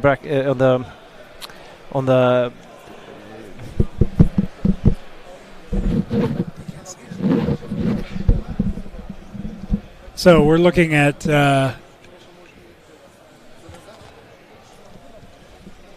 very even contest here. Could go either way. There we are. So no, I was just saying that in case you notice a score difference in the background and what you see on the screen at home now, it's been adjusted. So the points are 2 points to Kramartz and 3 points to Gibberlin. Very close fight. Could go either way. These are two very powerful, aggressive fencers. I was interesting with that wound there because he didn't tell the doctor, did he? No. He just put a towel on that and not at all. And that's the Russian way. Yeah. They're tough. There is no doubt. The Russians are tough.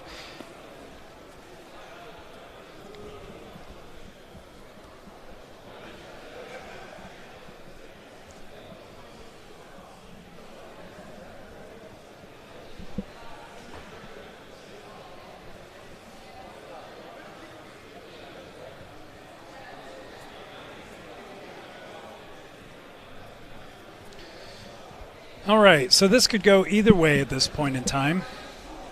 Two very skilled fencers. You see some tendencies here. You've got drawing off some blood on the mat. Gibberlin is a very aggressive fencer. I think both of them are a little bit cagey, keeping distance. Very good control of distance. Both very good at avoiding cuts. Both very good at parrying cuts. Kramartz showing a preference maybe for striking at the low lines, in particular at the legs. He's scored at least twice doing that. Yeah, he has scored twice doing that. Gibberlin aiming more at the high line, but hitting to the arms generally. Gibberlin's corner's covered in blood. So he's swiping the floor. Yeah, he looks like he took a. Well, this is the thing, right? You can take a cut to the head, and it can bleed. It can bleed a lot. I've had that happen. Certainly, a head cut gives a lot of blood, even though it's not necessarily the most substantial wound, but it will bleed a lot. and look pretty impressive, especially if you're covered in sweat. The sweat takes up the blood and it spreads, and it looks a lot more impressive than it really is. So while we wait, we'll take a look at our sponsors again. We've got Foxtail Equipment from Elena Morzena from Russia. We've got Malleus Martialis from Italy, makers of fine weapons, including a beautiful small side sword that I intend to take. Kvetun Armory, also making beautiful weapons. Their sabers are amazing. I intend to get 2 of them. Neiman Fencing with their gloves and jackets. St. Mark, Spess, and the others. And back to the fight. Sweden versus Poland in the third No. place. And Russia versus Poland. Russia versus Poland in the first place. Wooch so versus Polish theme at today's Saber finals.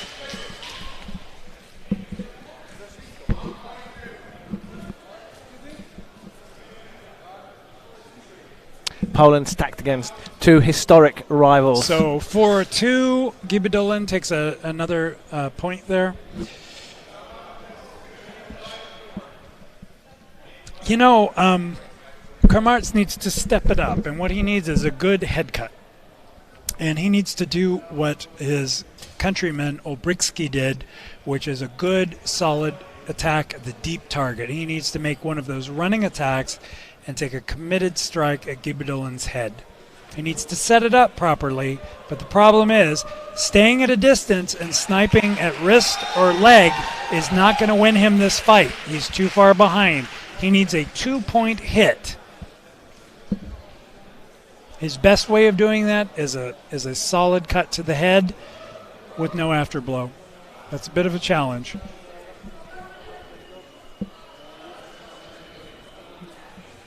Well, that's the thing. When you have a guy like Gibidolin who's got a reputation of being a brawler, it sets hesitation in his opponent, and he's keeping his distance and going for these lower scores, these lower points, like your leg hits and your hand hits. He really does. And early on, you saw the very first exchange, he waded in and he took the worst of it. So he's keeping his distance now. Gibidolin in his low guard, like he likes. Kramartz keeping high like he likes. Moulinet, beautiful just cut. What you said. That was just what he needed. Beautiful cut. A Moulinet and a cut to the head. There it is. There it is. Boom. Beautiful cut to the head. You saw Gibidolin's head jolt from the impact of that. That is what he needed. That is exactly what the pole needed. But now he's going back to his sniping, but he needs to probably do the same thing. Oh, okay. It looked like a cut to the body and a cut to the body by the Russian and a cut to the head by the Pole. The judges see it a little different. One of the judges saw it my way, at least, but I think that got thrown out as an equal. Wow! Solid exchange. A back edge beat followed by a Moulinet cut to the head by Kramartz, but also another cut to the. Looked like a cut to the body. So it was 2 points for Kramartz, 1 point for Gibidolin, I thought, if I saw that right.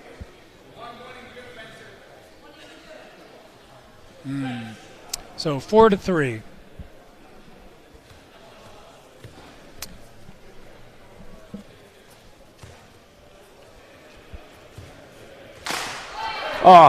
This is the problem. Kramartz went for a cut to the leg without setting it up, and he took a blow to the head. That is a bad exchange. This is a bad tactic when you. This is the same thing that Stinson was doing. That is not a way to win the fight. It's a bad tactic when you're behind and you're running out of time and you're sacrificing. You're giving an opening to your head, trying to get a score on the on the leg of the opponent. Kramartz is losing composure here. He's doing dangerous techniques. He's doing things that really are not in his best interest. Running in, taking a wild swing at the leg and leaving your head exposed against a fencer like Gibidolin is a fool's errand. Wow, thrust by Gibidolin, not sure if it landed. Blow to the head by Kramartz. It looks like it was both hit landed. And a nullity. Gibidolin at the lead with 5 to 3 points for Kramartz. I get the feeling Kramartz is desperate. Moulinet and a cut to the head. I'm not sure if it landed. We'll see what the judges think. It didn't land. They saw a parry and a riposte, I think, to the arm by Guibadolin. 6-3. I don't think Kramartz can overcome this lead.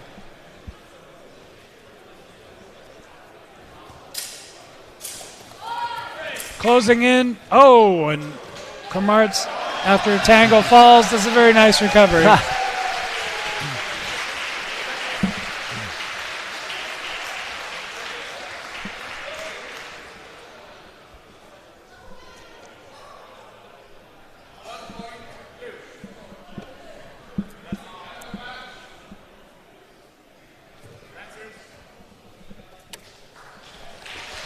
So that is the end of our bout with Dmitry Guibadolin of Russia with 7 points, winning over Konrad Kramartz with 3 points.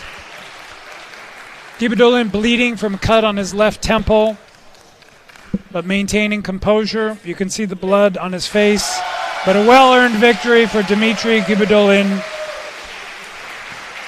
against Konrad Kramartz of Łódź, Poland.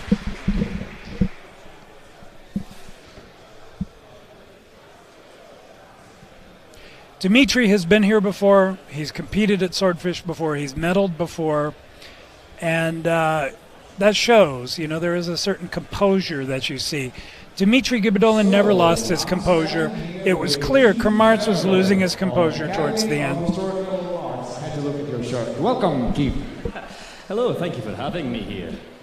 And you are here both as an instructor and also as a publisher, right? Yes, I've been teaching a couple of workshops and I've got a book stall with me with lots of scholarship. And we wanted to talk a bit to you because we are now watching a lot of mindless violence, right? And we would like to have a bit of an intellectual conversation about an interesting topic. Give them a round of applause first.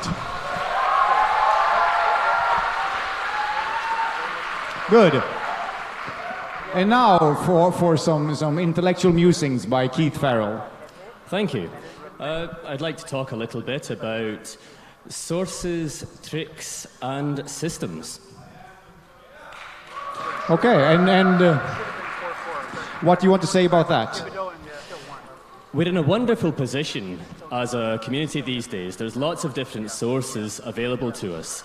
Lots of translations into more than just English. There's lots of languages available these days. There's a lot of ease in being able to find techniques and ideas and concepts from a range of different sources these days. And I think that although it's quite easy to pick and choose ideas and techniques and concepts from a range of different sources, it is also worth spending a little bit of time trying to figure out the system behind the techniques of the various sources. Okay, so do you mean basically that to just Google on Wiktenauer, see a technique that you like and apply it into your sparring might not be the best way to do HEMA? I've never been able to make that work. I find that if I just try to do a technique of some description, if it works, it's probably just luck. Whereas if I know how to set it up properly, because I'm following the algorithms of a given system, there's a much higher chance of success of making the thing work for me in sparring. But, like, I know for a fact that one of the systems we have in Sweden is basically just a bag of tricks. So do you think that some systems are just that? Certainly. Some systems are designed to be very simple, and the system behind it is just become a really good fencer and then do the right thing at the right time. And with a simple system with relatively simple techniques and concepts and ideas, that's quite a functional way of doing things. Thank you. That's a very interesting way of thinking about what we're doing. So, like, would you like want to recommend people to work more as a holistic system with their sources? Is that your idea? I think it's certainly worth looking at. That's what I like to do and what quite a lot of other people like to do as well. I know it's not everyone's cup of tea, but I think it does come with benefits. It's worth playing with at the very least. Thank you. That's a very interesting thought. Thank you, Keith. Thank Thank you.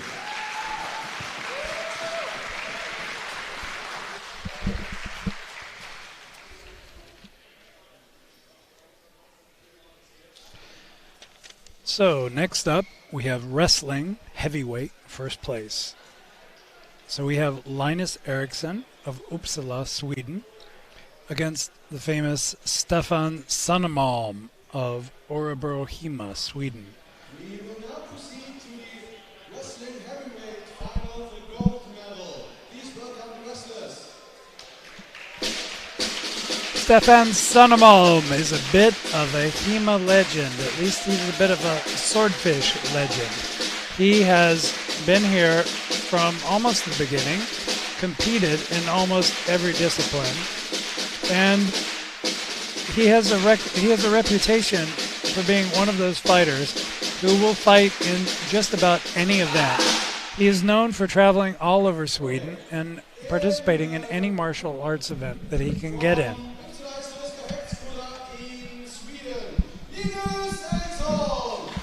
So Linus Eriksson from Uppsala Historiska Fickskola, Sweden, with his opponent, fondly known as Ninja Boy by those who love him, Stefan Sunnemalm. And you see that brown belt he's got on his, he's got on him. He's had it for 15 years, and it's just faded white from just years of sweat and training. Stefan has been here. He has taken part in the wrestling ever since it has started here at Swordfish, and he has always been in the finals in heavyweight wrestling. Look at him. Look at that confidence. Maybe a little bit of overconfidence. Playing with his opponent. Almost taunting Stefan there with he is. His movements. They're both a little taunting each other, putting on a bit of a show. But Stefan, very, very experienced wrestler. He dislocated the elbow of one of his competitors 1 year and then popped it back into place on the live stream. That was pretty alarming for those of us who I've were seen watching. him pop his own finger into place. Yes. All right, we're in clinch. So here we are in the tie-up. An attempt by Eriksson, foiled by Sunnemalm. Like Linus looking for that sweep, pulling Stefan forward. You know, Stefan's a big guy, and if he can grab the gi and pull him towards him, he'll get Stefan to lose balance. And now he's shoving him. Really, Linus taking the initiative here, and Stefan just waiting for him to make a mistake. See, Stefan's not attempting anything. And Stefan is or very he may calm. know that Linus, you know, it depends what Linus' gas tanks is like. You know, Stefan might wait him out and make him a bit tired before he starts throwing his techniques in. Linus looks bigger than Stefan. It's not a lot of people can say that. Two very big men. It's true, but also Stefan is more muscle, I think, than Linus. Yeah. Sometimes so people actually, say Linus is in a clinch here. So see that he's got his hands on the neck of Stefan, and he'll press his elbows against Stefan's chest, pulling his head down. And from there, that will set him up for sweeps. But Stefan is pushing down on the elbows, breaking that clinch. Yeah. Now Stefan going for the. You see, he's grabbed his hip there. He's grabbed the gi. He's got the belt. hold of his Stefan's belt. setting something up now. And a lot of historical European wrestling is just this. It's belt wrestling. Both men very patient in this bout. You it's have also to pace a question yourself. of pacing yourself and conserving energy. Because there's so much energy Linus. expenditure, and there he goes. See. Stefan goes in for the takedown. But he didn't get the clean sweep, and Linus on top.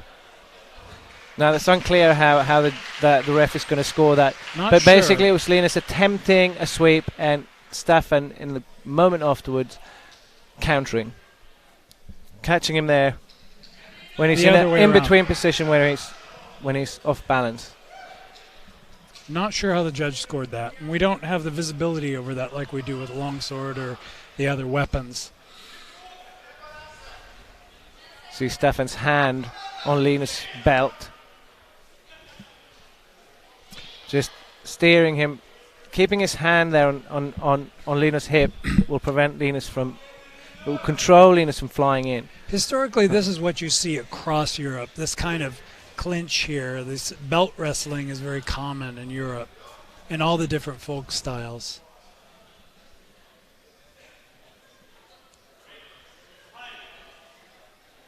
You see Linus looks exhausted. Yeah, Stefan. Oh. All right, that was the end of the bout. Winner, And Stefan Sandomal missed back. The king of the heavyweight division. He is the one fighter that has been present on our Swordfish live streams the most ever. I think he's been on every single live stream. He fights in all categories, but wrestling, that's his base. Years and years of judo and ninjutsu. Sure, and the thing with Stefan is that, you know, he'll fight in longsword, he'll fight in sword and buckler. In fact, some may remember, I think it was back in 2011, Christine Konsmo beat him in 2011 in sword and buckler in the finals for gold for sword and buckler, winning her victory. HEMA is the only full contact martial arts that I can think of that has open tournaments for Male, weight female, classes yeah. and gender. I can't think of any other martial art that has that. So someone people like can say it's impossible, but Christine beat Stefan Sandomal. You know, 45 kilo woman beat a 150 kilo man in sword and buckler, wearing almost no protection whatsoever. It really was an amazing performance. It cost her a few ribs, but she took some very hard hits, and I remember sitting here and watching holding my breath for the outcome. Please welcome the fences. So now we are on to the women's longsword for third place. This is Michaela D'Orlando, formerly of Waterloo Sparring Club in the UK, having since relocated to Italy, fighting in the club Ordine delle Lame Scaligere. So she is Italian by origin, a frequent competitor, Michaela D'Orlando, against Tosca Burming of the Zwaardkring in the Netherlands.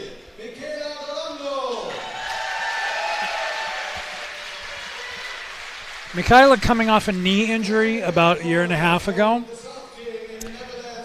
Tosca having fenced quite a bit recently, medaled quite a bit recently, always seems to be sort of stuck at the bronze level, has not quite jumped to silver or gold yet. Michaela, frequent competitor, having often medaled. And you saw that in the face-off here. That you saw how calm and relaxed Michaela D'Orlando looked, and Tosca, you saw tension in her eyes. Tosca has some issues with stress, but she has an amazing way of coming out on top. And that looked like a blow to the head by Michaela D'Orlando for an early lead. And her foundation is high guards, cut from above, Oberhaus, and she's got a very strong parry. Yep. That looked like a cut by Tosca Burming, a parry by Michaela D'Orlando, a cut around to the arm with a left Oberhaus scoring for 1 point. That should be 3 points for Michaela D'Orlando. Yep. Same thing. Okay, cut right Oberhaus by Tosca Burming, a parry by Michaela D'Orlando, a cut to the torso from the right with a right middle how by D'Orlando. That should be 4 points for her. Good control of distance by Orlando. I thought that was a cut to the arm and then a cut to the head by Tosca. We'll see what the judges gave it. 1 point each. That's a nullity. Low guard, now a high guard, Michaela. Right? This is the thing about Tosca. She throws in attack after attack after attack, and she often scores. 1 point each. Yeah, throughout this tournament, you've seen her. She in every bout, she sets the pressure. She engages first. She does. She hits again and again and again. It gets her ahead. To be honest, I think I am sometimes surprised at how far Tosca gets. She has a fairly limited repertoire, but she uses it well. It's right Oberhaus, right Oberhaus, right Oberhaus, and then lift up into left ox. and then fishing with the point. But she managed to protect herself, and she gets points, and she gets victories. But Michaela, having observed this, has a commanding lead of 5-1 so far. Right overhow from Tosca, parried by Michaela. All right. Left from tuck on the left side by Michaela. Exchange. Yeah, there were a series of blows. I didn't see anything land by Tosca. I thought I saw a blow to the head by Michaela. Commanding lead, 7-1 by Michaela. The height difference making a difference, but I think it's more a question of technique, to be honest, and experience. Michaela is a much more experienced competitor than Tosca, and she has less of a problem with nerves. You see her getting comfortable now, changing up her guards. You usually see her only fencing from tuck on the right side, or maybe also the left side, but you saw there in a flug in the exchange before that. Oh, sorry, was it an ox? With a clear lead, 8 points to 1 at the end of the first round. So here we are at the end of the first round, 8-2, commanding lead by Michaela d'Orlando. This is not really a surprise. I mean, Michaela has a wall full of gold medals. Tosca has a handful of bronzes, and Tosca's she's got a lot of spirit, but you know, she's still working through. She's actually fairly new to the competitive scene. I think she's been competing for maybe 2 years. Michaela has been competing for, I think, about 4, maybe 5 years. And Michaela has a handful, you know, a wall full of golds versus a handful of bronzes for Tosca. Plus, there's a height difference. So it's not really a surprise, the result we're seeing here. Tosca's doing actually a pretty good job, though, against a pretty experienced competitor. We'll see now what Tosca's coach has to arm her with for this coming round. A daunting round for Tosca. She's got 6 points she's got to find in 3 minutes. You know, sometimes I think it's a question of who is in your corner. Look who's in her corner. Yeah. She has Federico Dall'Olio in her corner. World champion caliber. Swordfish 2016 champion.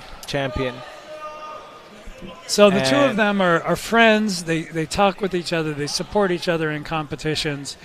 I've seen them helping each other out through the course of this competition. It's that Italian thing.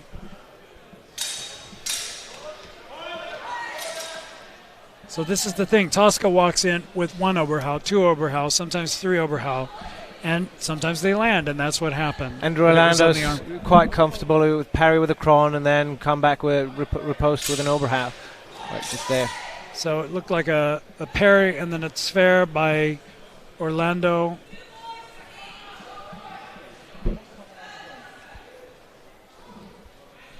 All Michaela needs to do is maintain the status quo. Okay, you saw that. Cut by Tosca. All right Oberhaus and a cut to the head by d'Orlando. That's all she needs to keep doing. Parry those right Oberhaus. Tosca needs to mix up her game. Oh, one-handed blow by Michaela. This tournament has been the year of the thrust. You know, in this day and age, we've talked about it throughout this tournament. You need a thrusting game. But neither one of them has done that. And we haven't seen one thrust in this game yet. But what you're seeing now is a one-handed blow by Michaela, taking advantage of that reach advantage that she has.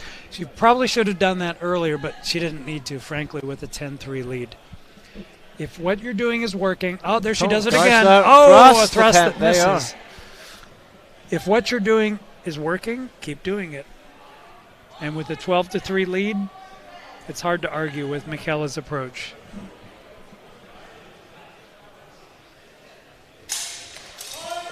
Parry and a sphere by Michaela d'Orlando to the head. Judges had varying views on that, so they only gave her 1 point for that. But we're at 13-4. This result is in the hole, I think. It's in the basket for Michaela d'Orlando.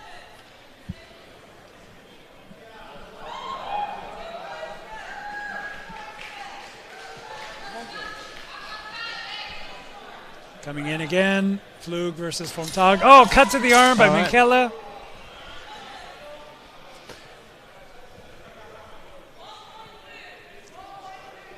Using that long reach of hers. Oh. The problem with Tosca is she keeps doing the same thing again and again. That's that right overhow. She needs to mix up her game. And all Michele is doing is the same thing.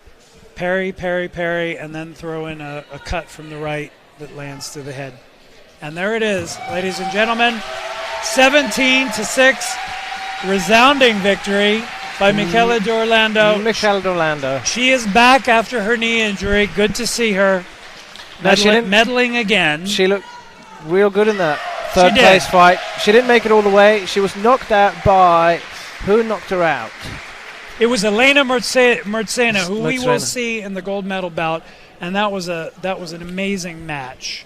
Elena Mertzena defends her gold from last year. You'll see her shortly, the Russian from Tramazzone. She will be fighting Isabel Saurin from Schwadenstein of the Netherlands. Now, this next bout is really worth talking about. Okay, so Elena Muzarena is a former gold medalist here. Amazing fencer, short but scrappy, from Tramazzone in Moscow, Russia, fighting against a newcomer, Isabel Saurin, from Brazil, a woman from Brazil, but who actually lives in the Netherlands and trains with the best, in my view, club in the Netherlands, Swordfish. You know, I don't know if I'd call Elena Muzarena scrappy. You know, she is scrappy. She closes in. She has no fear. She knows when to be hard and when to fence soft. So she's a fencer that will adopt her game to whoever to the person she's fencing. It's true, but not a one-trick pony. But what you're going to see from Elena Muzarena is she's going to fight from Flug with her right foot forward. She is going to throw thrusts. She's going to throw cuts to the arm. She's going to throw a right Sverk. Those are her three attacks, but she uses them judiciously. And then if the other person closes, she does a left Oberhau, but she is very scrappy up close. But Isabel throws combinations of cuts, and we'll see what she does.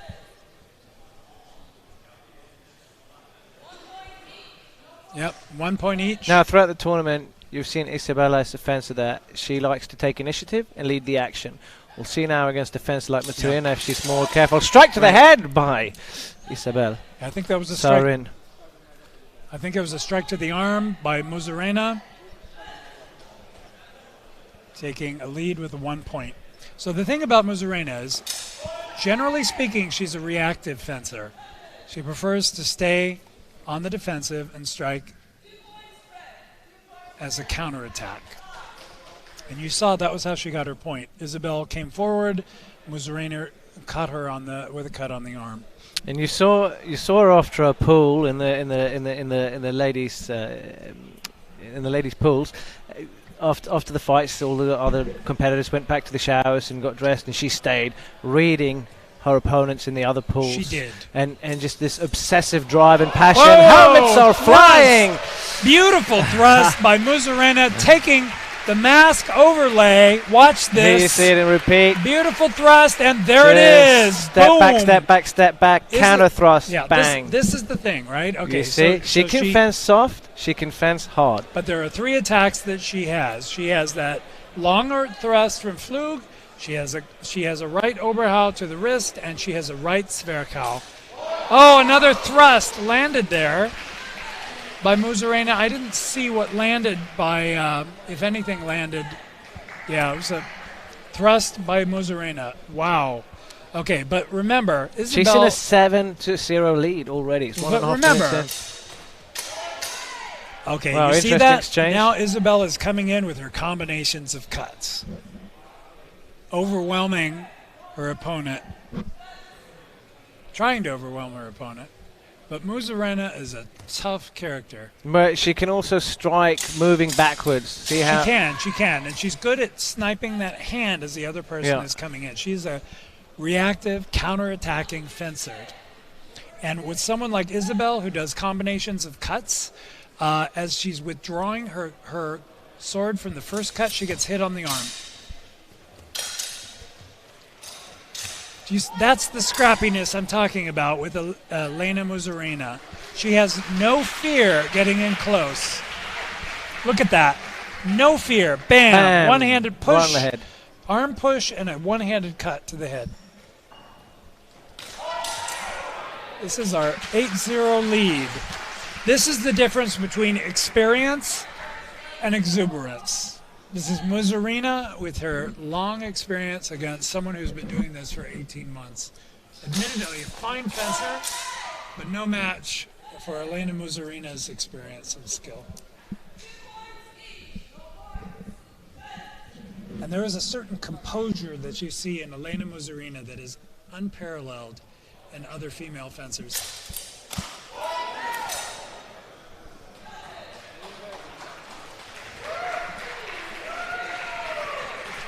First score for Isabel Saurin. But it wasn't clean, right? It was okay. Look at that. See? A little bit of pressure. Saurin comes in. Muzarena snipes her arm. 8-1, 9-1 lead by Elena Muzarena. And now we are at the halfway point, and a commanding lead by Elena Muzarena. 9 points to 1. Yeah, she really is an amazing fencer. Okay, let's talk about the fencers who she knocked out. Okay, she knocked out Jane Johnston of Canada, who's a very formidable fencer, and frankly, in my point of view, one of the best longsword fencers, if not the best female longsword fencer out there, all around in terms of sort of technical aspects. Elena took her out. It was close. It was close. There is no doubt it was close, but Elena took her out. And then after that, in a very commanding, dominating way, Elena Muzarena took out Michaela D'Orlando, who we just saw won the last bout. And she counter-fenced Michaela D'Orlando. She knew she didn't... Michaela had the height advantage and the reach advantage. She waited, countered, got the win. Right, it didn't matter. Even though Elena is short, does not have a lot of reach. She's got composure, she's got technique. She took out an opponent like Michaela. It was very impressive. She finds a way. Isabel Saurin in screen. Yeah, Isabel's amazing. She's only been doing this for 18 months. Think of that, 18 months, and she's in the finals for gold at Swordfish. Were you that good after 18 months? No, I wasn't. I wasn't for sure. And the other thing is, she did very well at the Dutch Lions Cup back in August in Utrecht in the Netherlands. This is someone to watch. Isabel Saurin of Brazil. It's amazing being in a Swordfish final after 18 months. It's impressive. Against someone like, well, okay, that was good. Series of beats.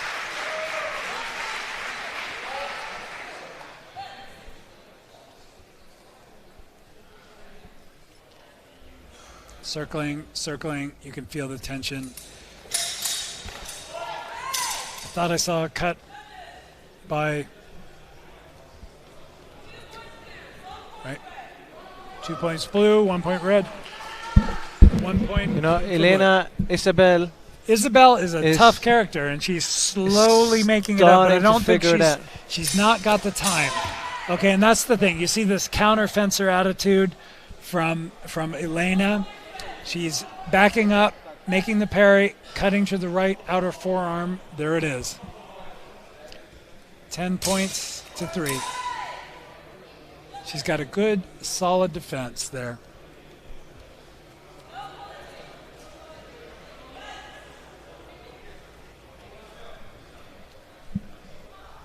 And she's relaxed, Elena is. She knows she has this in the bag unless... Same thing. She's found a hole in Isabel's defense, and that is her right forearm.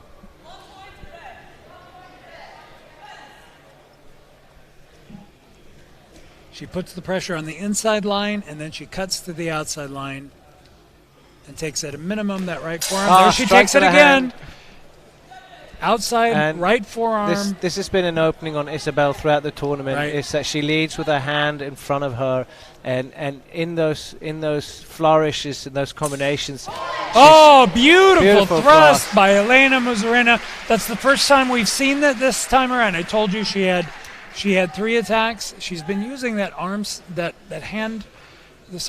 attack, but now she got her thrust. And in Isabel's flourishes and combinations, she always leaves her hands That's true. far in front of her body, and it's Okay, cost her. there we saw it again. Another cut, and as she cut around, Musarena took a strike.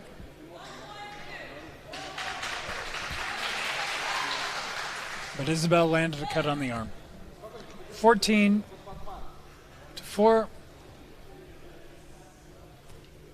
Insurmountable lead at this point by Musarena. She can relax. Engages on the inside line, cuts around to the outside line, cut to the head by Musarena on Isabel Saurin. 16-4. Elena has this gold in the basket. Oh, that looked like a good thrust. Again by Elena. This is this counter fencer approach that she takes. She waits for the other person to come in. She closes out the line and she puts that thrust in. After 18 months, I'd love to see what Isabel Saurin looks like in another year. Yeah. You will see more of Isabel Saurin. This is an amazing Dominant result. victory for Elena Musarena. 17-4, but you know, the thing is, for somebody who's only fenced for 14 months, 18 months, the fact that you've overcome self-doubt, that you've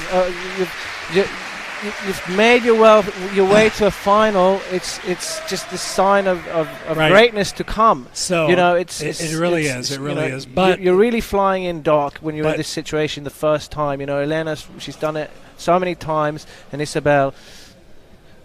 Yeah, so here we have Elena, our victor, who's about to be interviewed by Carl Rierberg. In the women's longsword division, Elena Musarena.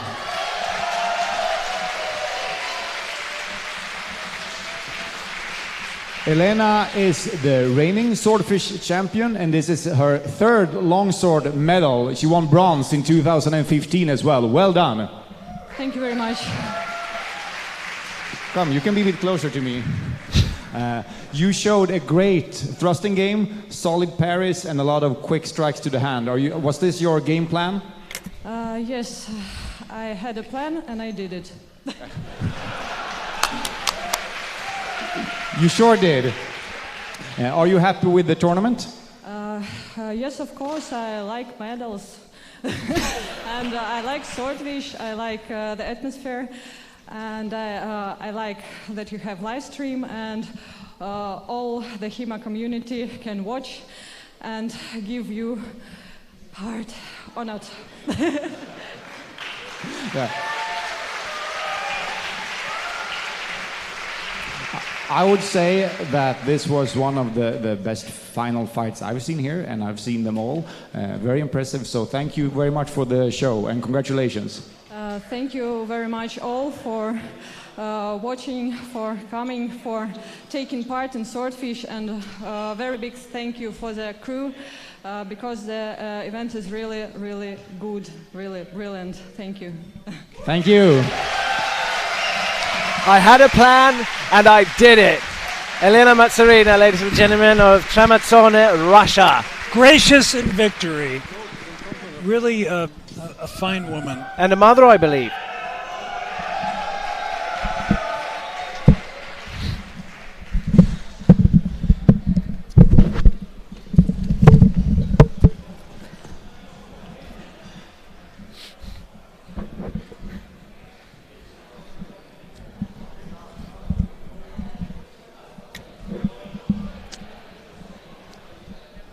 All right, so now we move on to what has to be stated to be the main event, and that is the Open Longsword. This is what everyone is waiting for. So the thing that we noticed is that over the last maybe 2 years, 3 years, is that the eliminations in Swordfish, the level of fencing there is really amazing. And usually what happens is you get to the eliminations in a tournament and the stress takes hold. And what you find is that the quality of the fencing goes down. And what we've seen here is that the quality of the competitors coming to this competition is so high that actually the level of fencing goes up, I think, in the eliminations. And we have seen some amazing matches. So what we have here now is Jimmy Olsen of GHFS in Sweden fighting for bronze against Tees Kool. Tees Kool, by a hair's breadth, could have been fencing for gold in this competition, but he was edged out by really 1 point by Sergei Koltev of Russia. It was a very, very close fight. It was in sudden death. They just had a 2-minute long exchange, very high-paced exchange. Amazing fight. Amazing fight. It was in the hair. So really, it was just a hair's breadth between Tees Kool and Sergei Koltev. And Jimmy Olsen has proved himself as a high-level fighter, as a true champion.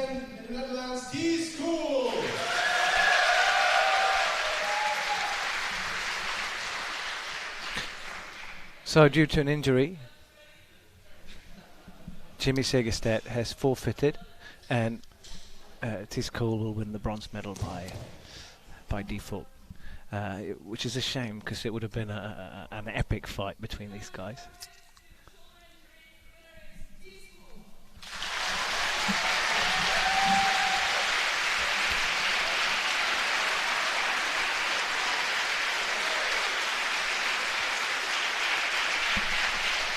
Good question what injury he's had, but his arms look swollen, so probably we don't know what the injury was, to be frank. Due to a shoulder injury, so it was one by Tees Kool, and he wanted me to give him the microphone to say some words to you. Just a quick message. About 6 years ago, a very good friend of mine and icon in the community passed away, Oliver North. And when he did, I promised that I would win for him a medal at Swordfish. And even though this is not exactly the way I wanted to do it, this medal is for me.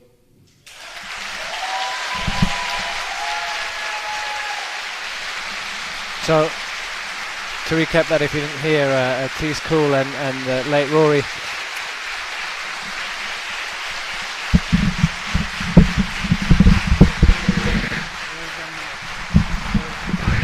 Rory Van Noort promised each other they would win medals together at Swordfish, and Rory, who's not longer with us, won the gold medal in longsword against the Denishinvits a couple of years ago, and now Tees winning a medal is dedicating that to Rory, who's no longer with us. I will also mention Jimmy Segerstedt. He's from Gothenburg Historical Fencing School, and he's this wonderful, scrappy fighter. Where like from even when I saw him in his first bout.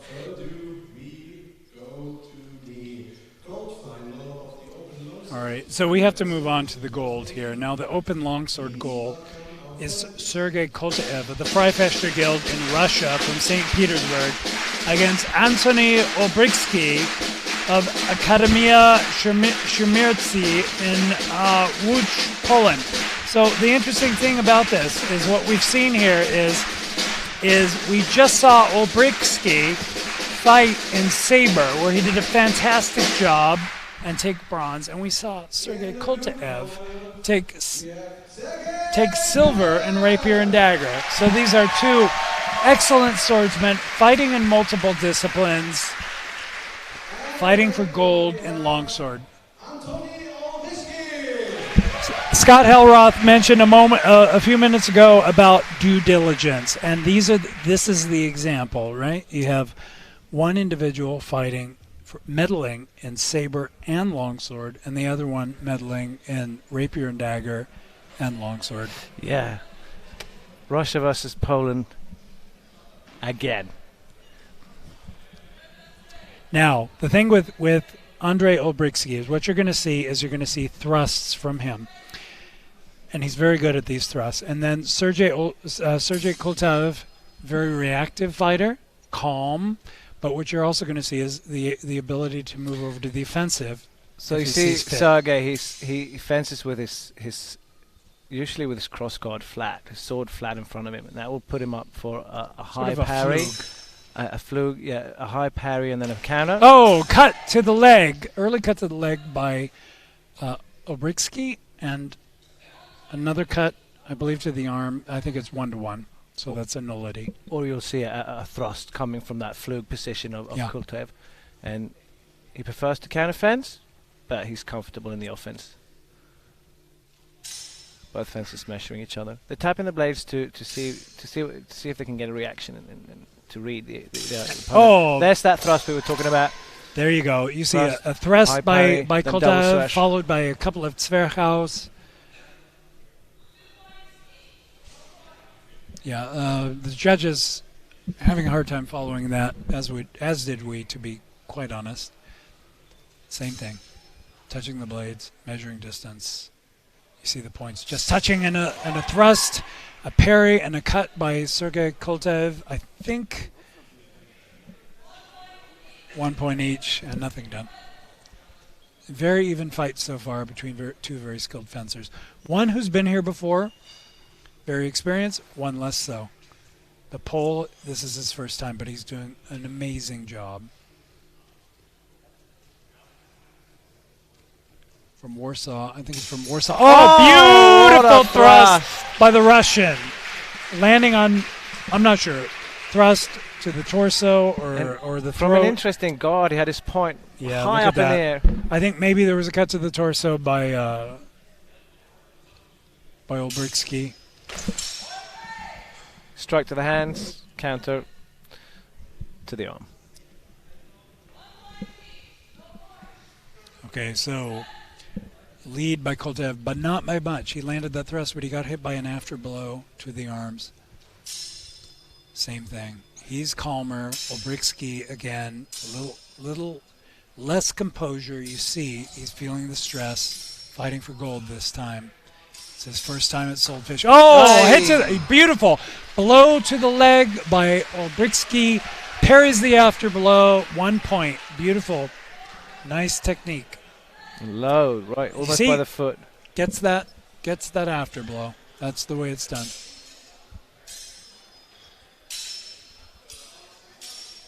Keeping that thread in there. Here comes the thrust. Parry, Zwerchhaus.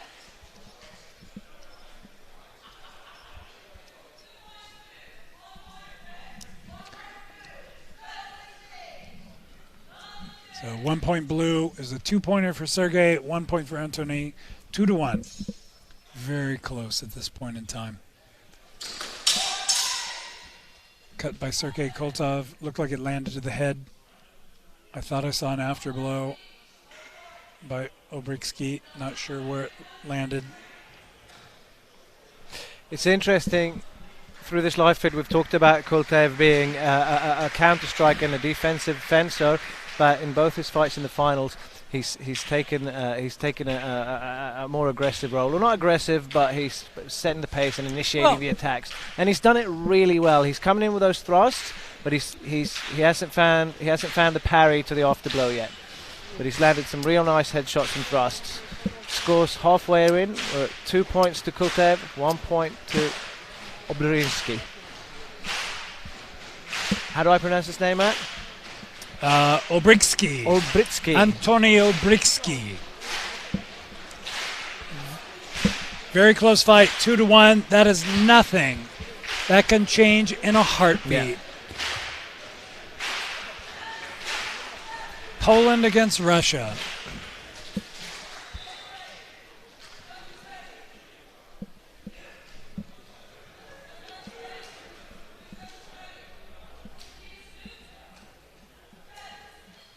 Although the score is close, it felt like Koltev's round. It felt like he owned that round. He did, but Obritsky is far from out of the fight. This is a young man who wants to make his grandfather proud. Strike to the head by Koltev. Obritsky It looked like a strike to the arm by Obrixky in return. 4-1 now. Obrixky needs to step up his game. He needs a good thrust.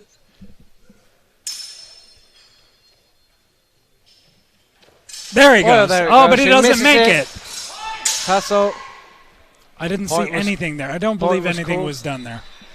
And nothing. Yeah, I think the judges agree with me. 1 point blue. Frankly, I think nothing was done there, but 1 point for blue is okay. 5-1, Koltev against Obrixky.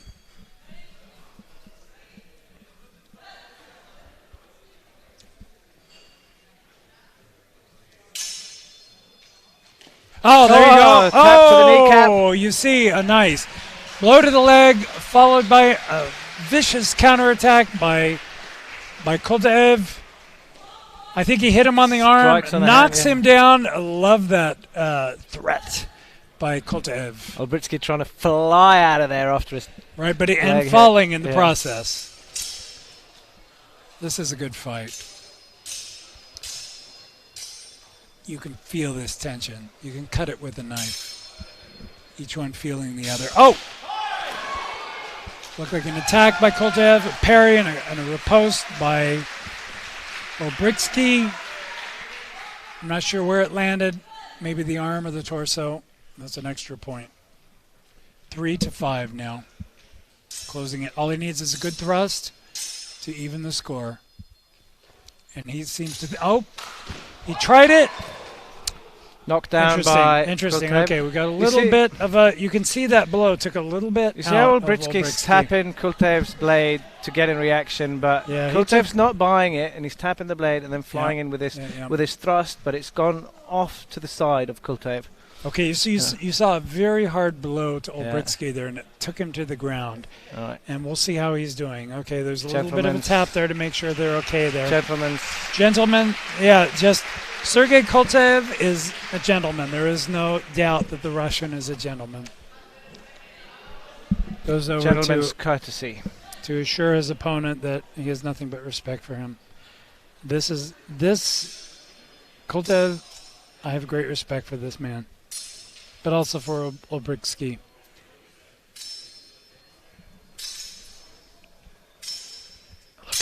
Look at this. The tension.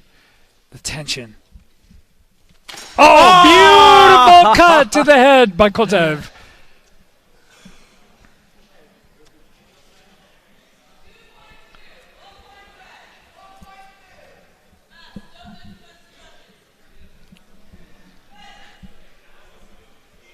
I think we were just told off by the referee that we're shouting too much, influencing the judges. I don't care. I don't care. Thrust! Obrixky. Oh, I want to see that in replay. Flying in, catches the blade, loses his sword. See, it gets caught between the mask and the head protection, and it sort of bounces out of your hands. Oh, is it already over? All right, and there we have it. Ladies and gentlemen, Sergei Koltev. Sergei Koltev taking gold in longsword and silver in rapier and dagger, and Antoni Obrixky taking silver in longsword and bronze in saber. An amazing result by these two swordsmen. From the Free Fechter Guild Russia. Really a spectacular display by these two guys. And that leads us to our award ceremony. Now, we still have one event. Outstanding. We need to find the results of our sharp cutting finals. And we should hopefully be hearing about that momentarily. But that was really, really a good fight between these two. Stick around, ladies and gentlemen, for we've got a prize ceremony and we've got some interviews coming up. And right, momentarily we'll see. We'll announce our technical awards as well. This is true, and we have to hear the outcome of the sharp cutting tournament, the outcome of the technical award, and then we have our awards ceremony. So, I'm standing here with the gold medalist of the Open Longsword of Swordfish 2018, Sergey Kultayev.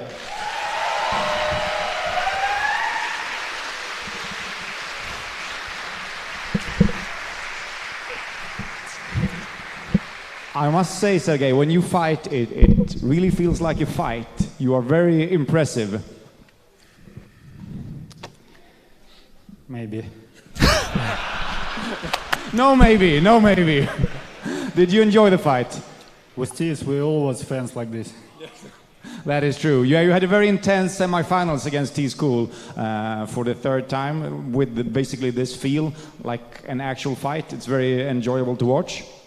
Yeah, Tees is very difficult, and we meet 4 times. Now we 2-2 draw. But all match is very, very, very hard. It was a very enjoyable fight. How did you go into this fight with a plan, with an idea what you wanted to do?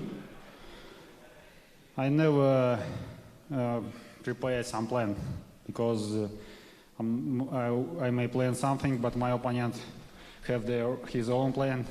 I'm always feeling inside fighting.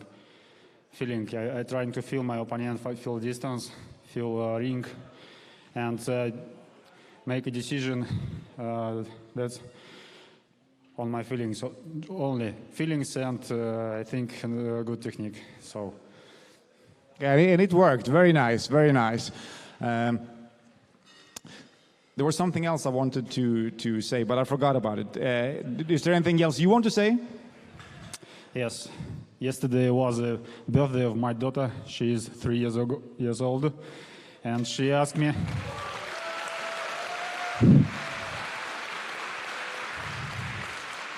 She likes play with medals. I have several medals from different countries, and she always play with this. And when I prepare my gear and so on, she said me goodbye, Papa, and please bring me a couple medals. And you sure did. Thank you very much, Sergey. Well done. Thank you. Thank you.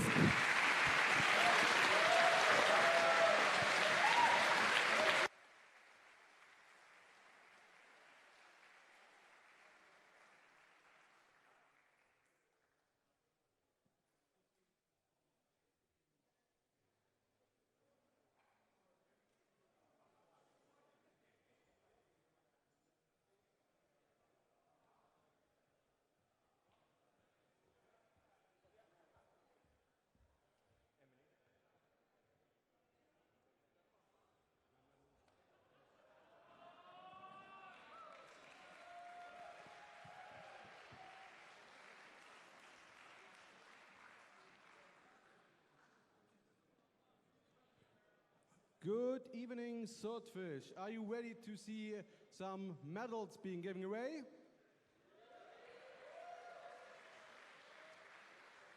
We are going to start with the medals for the cutting finals, and the cutters don't even know yet who won. Only me.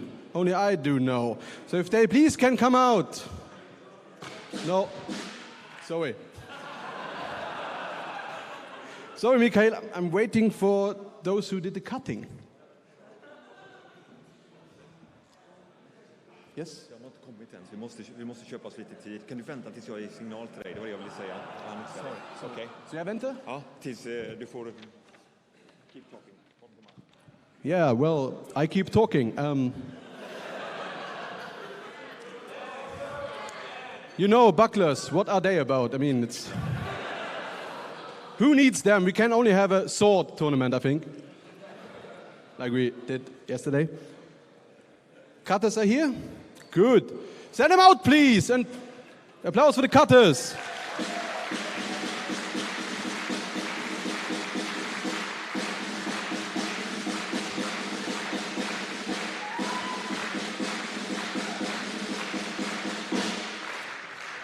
Okay, you have no idea who won? Well, then I'll tell you. The bronze medal for the cutting finals this year go to Aaron Kanuta.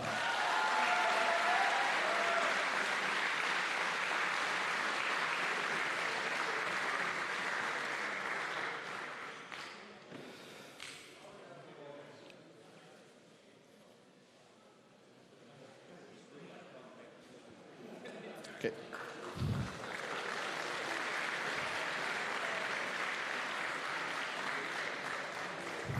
And now, the brothers-in-law. No. It's only the scissor that cuts. The silver medal for the cutting finals go to Matthias Kuhl.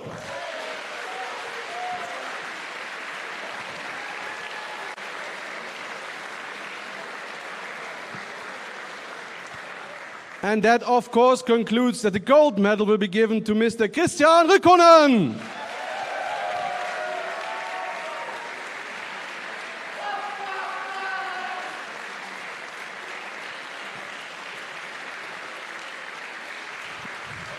Well done, well done.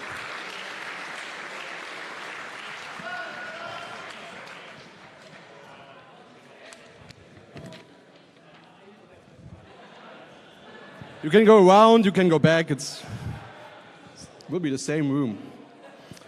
Okay, we will now proceed to the medals for the, I hope, sword and buckler. Please welcome them.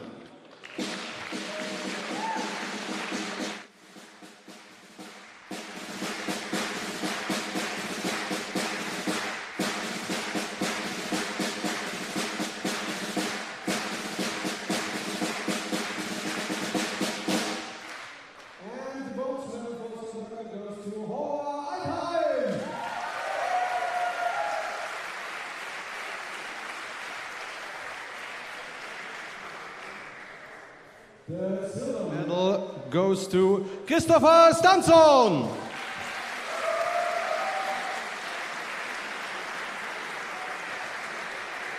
And the gold medal for the sword and buckler at Swordfish 2018 goes to Michael Bakir.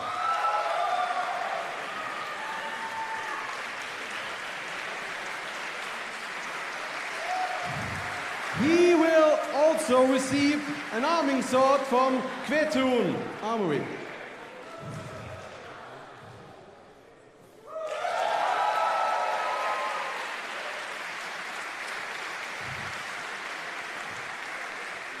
But wait, there's more.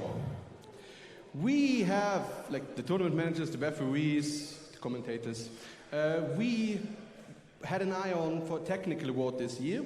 And we have given away, we will give away, technical awards in all the fencing categories.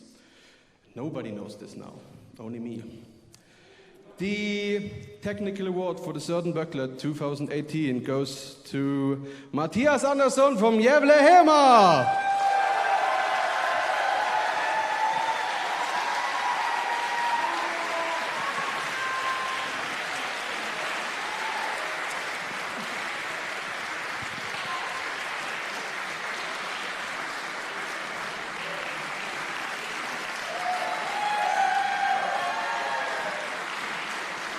Congratulations to you.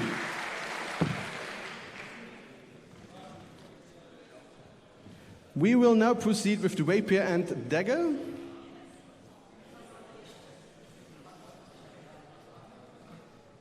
Oh no. Is it rapier and dagger? Good. Please welcome the medal winners for the rapier and dagger tournament.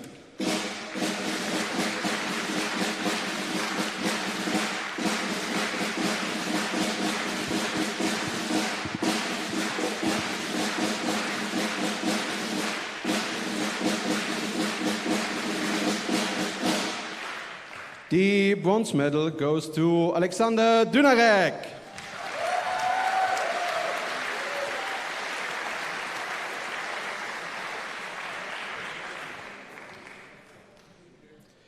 The silver medal goes to Sergei Kultayev.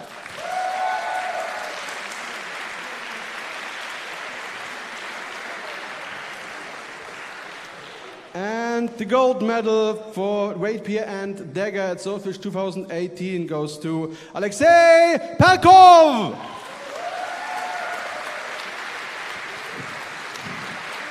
He will also receive a rapier from Kvetun.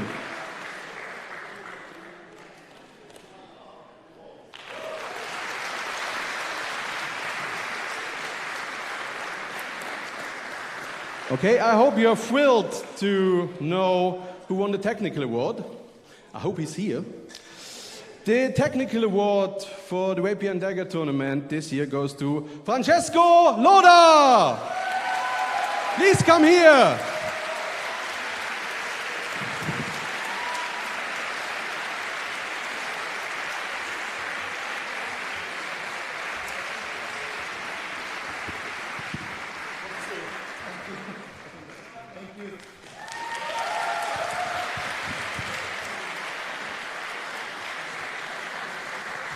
Congratulations.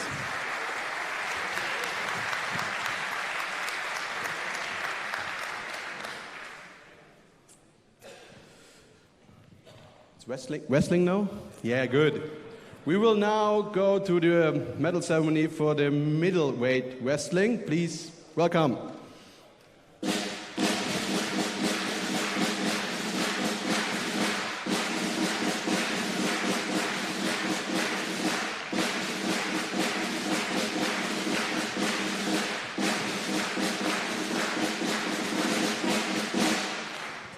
The bronze medal will be awarded to Dimitri Gibadulin.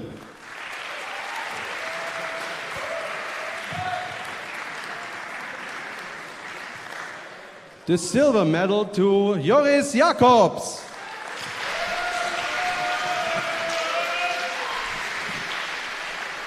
And the gold medal for the middleweight wrestling this year goes to T-School.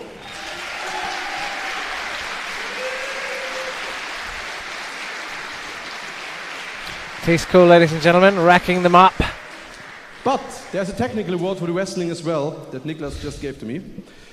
And this time we know he's here, because the technical award for the wrestling 2018 at Swordfish goes to Joris Jacobs. Joris Jacobs of Belgium, Somas Soldani, getting the technical award for wrestling. Well done, well deserved. We talk about due diligence. This is an example.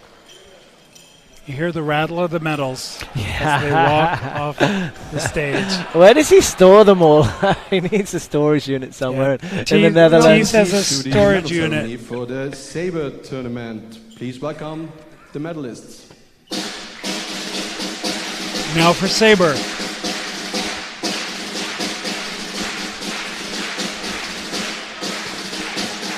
And here they come. Olbritsky, Gibradulin. Olbritsky making his grandfather proud.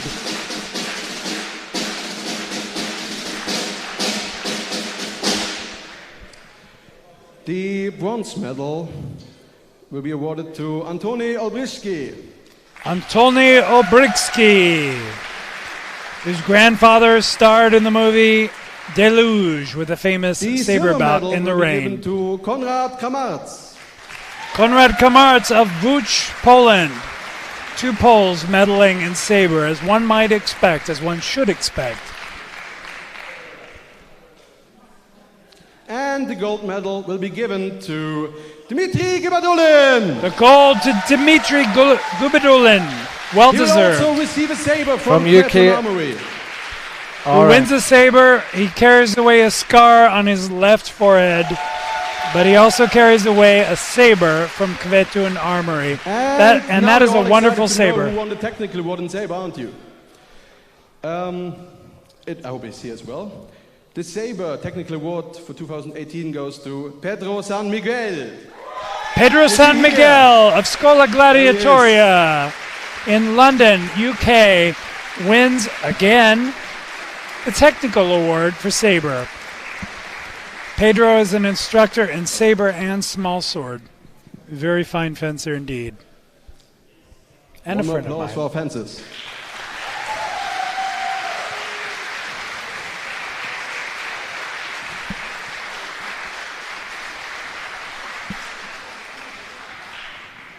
We will now go to the award ceremony for the heavyweight wrestling. Please come in.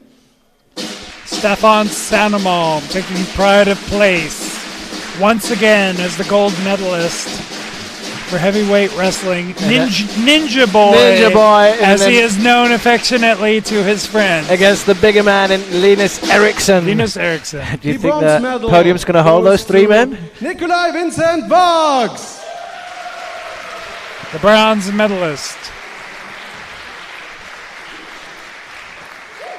From the Freie Duelister in Norway. The silver medal goes to Linus Eriksson. Linus Eriksson for the silver. And for the gold. Staffan Ninja Boy Sanema. Wrestling at Swordfish 2018 goes to Staffan Sanema. Yes! Look at that belt. It's worn out. 15 years. Ninja Boy. The Once lifetime again in that belt. The legend, a true martial artist. Congratulations. The king is back.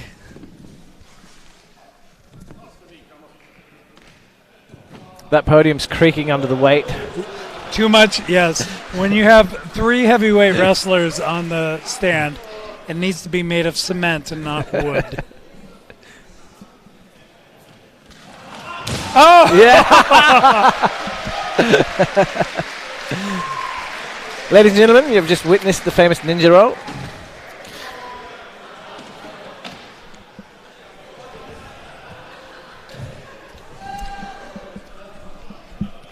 I have only 10 more minutes to work and... Okay, we will now get to the medal ceremony for the women's longsword. Please welcome. You know, this is also one of my favorite tournaments, and you know, the ladies division, it's one of those divisions where every year there's this fresh input of talent, like talent's exploding in ladies longsword. The women's longsword is really popping up. This is good talent bronze here. medal will be given to Michaela Dorlando. Michaela Dorlando, well deserved.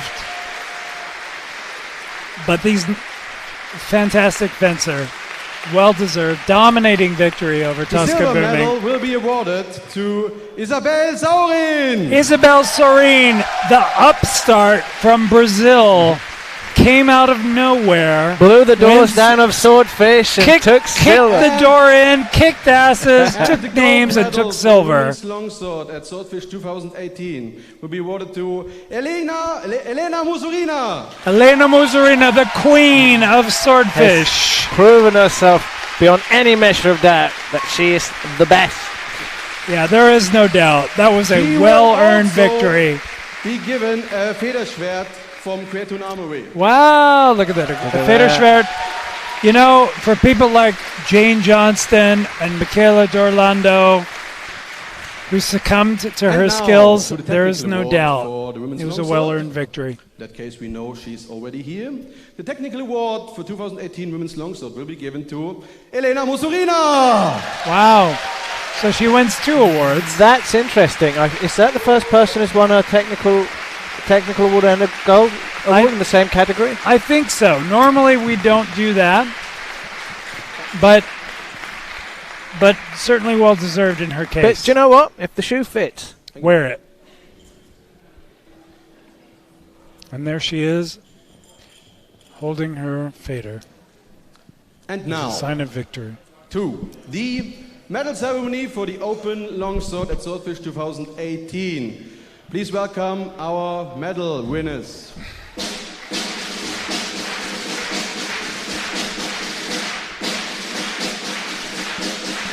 yeah, I want to finish my rant about Jimmy Olsson from GHFS, who's to me, he's cool, but forfeited. You know, this guy, when I saw him the first time in his first bout as a young guy, even then he had the mindset of a champion, and he's now building his skill set. You'll see him a champion in a few years. Goes to Matisse Cool. Mathis Cool.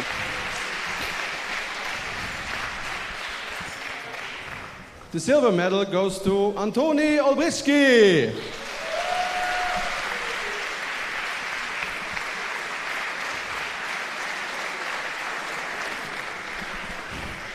And the gold medal for the Open Longsword. Yes.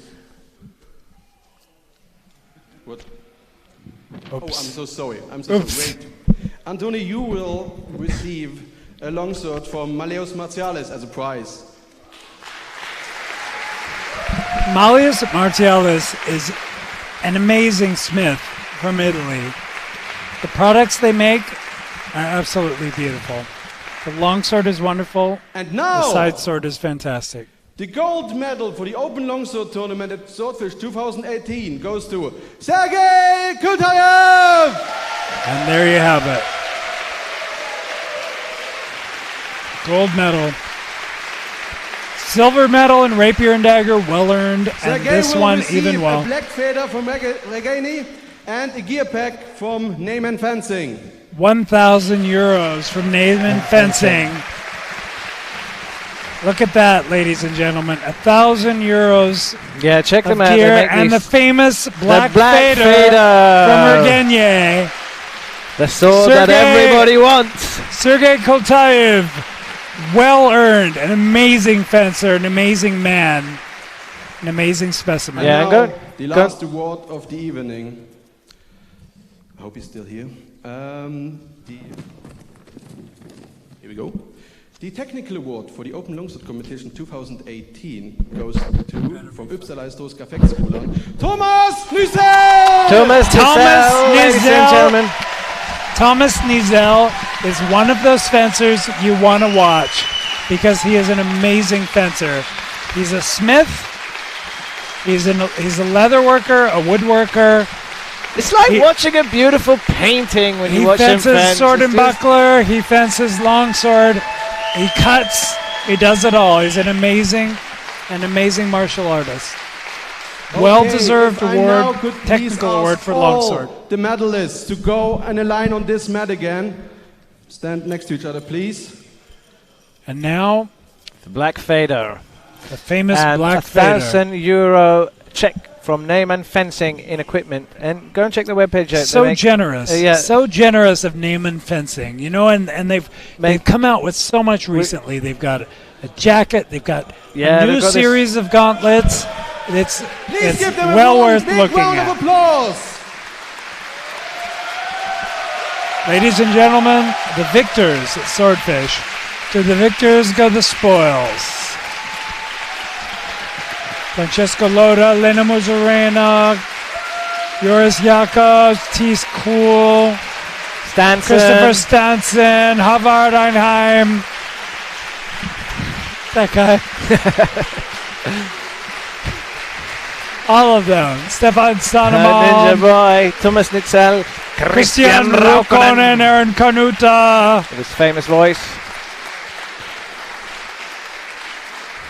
Okay, this concludes my work as a tournament manager, and I'm very happy Hannes to finally give Drauda. the microphone and relax. Ladies and gentlemen, Anders Soderberg. And when we're in the process of thanking, I want to thank all the participants once again. Give a huge round of applause for all our medalists and for all the other fighters. These are the creme de la creme. And let's not forget to thank all the staff. I want to thank the judges, the refs, the secretariat who's sitting down there. The commentators. Stand up and give us a wave. Thank you. You forgot the commentators. We want to thank our iconic live stream personnel over there. Yeah, baby. Yeah, baby. And let's not forget all our sponsors, of course. Thank you very much for these wonderful prizes we have, and for all and the other prizes. Yes, we're gonna Neiman Fencing in particular. In a little while on the table over there. And last but not least, thank you all the audience. This makes me so happy to just stand here and feel all the love. It's in the air, and wherever you are, if you're sitting here or on the other side of the globe, thank you very much for being here. Give yourself a big round of applause. Great words from Anders Soderberg. And to recap the evening, I had a plan and I did it. I had a plan, I carried it out. Elena Muzzarena. Don't forget your thrust game, ladies and gentlemen. For all you who are new here, I can just say, let the celebrations begin. Let the celebration begin, and I guarantee you, ladies and gentlemen, the celebrations here in Gothenburg will continue until 6. Yeah, baby, until 6:30 in the morning. We bid you adieu. Keep up your thrust game. We're out. And handing off, signing off from Gothenburg, Sweden, it's Matt Gallis and Scott Hellroth. Yeah, baby. Good night.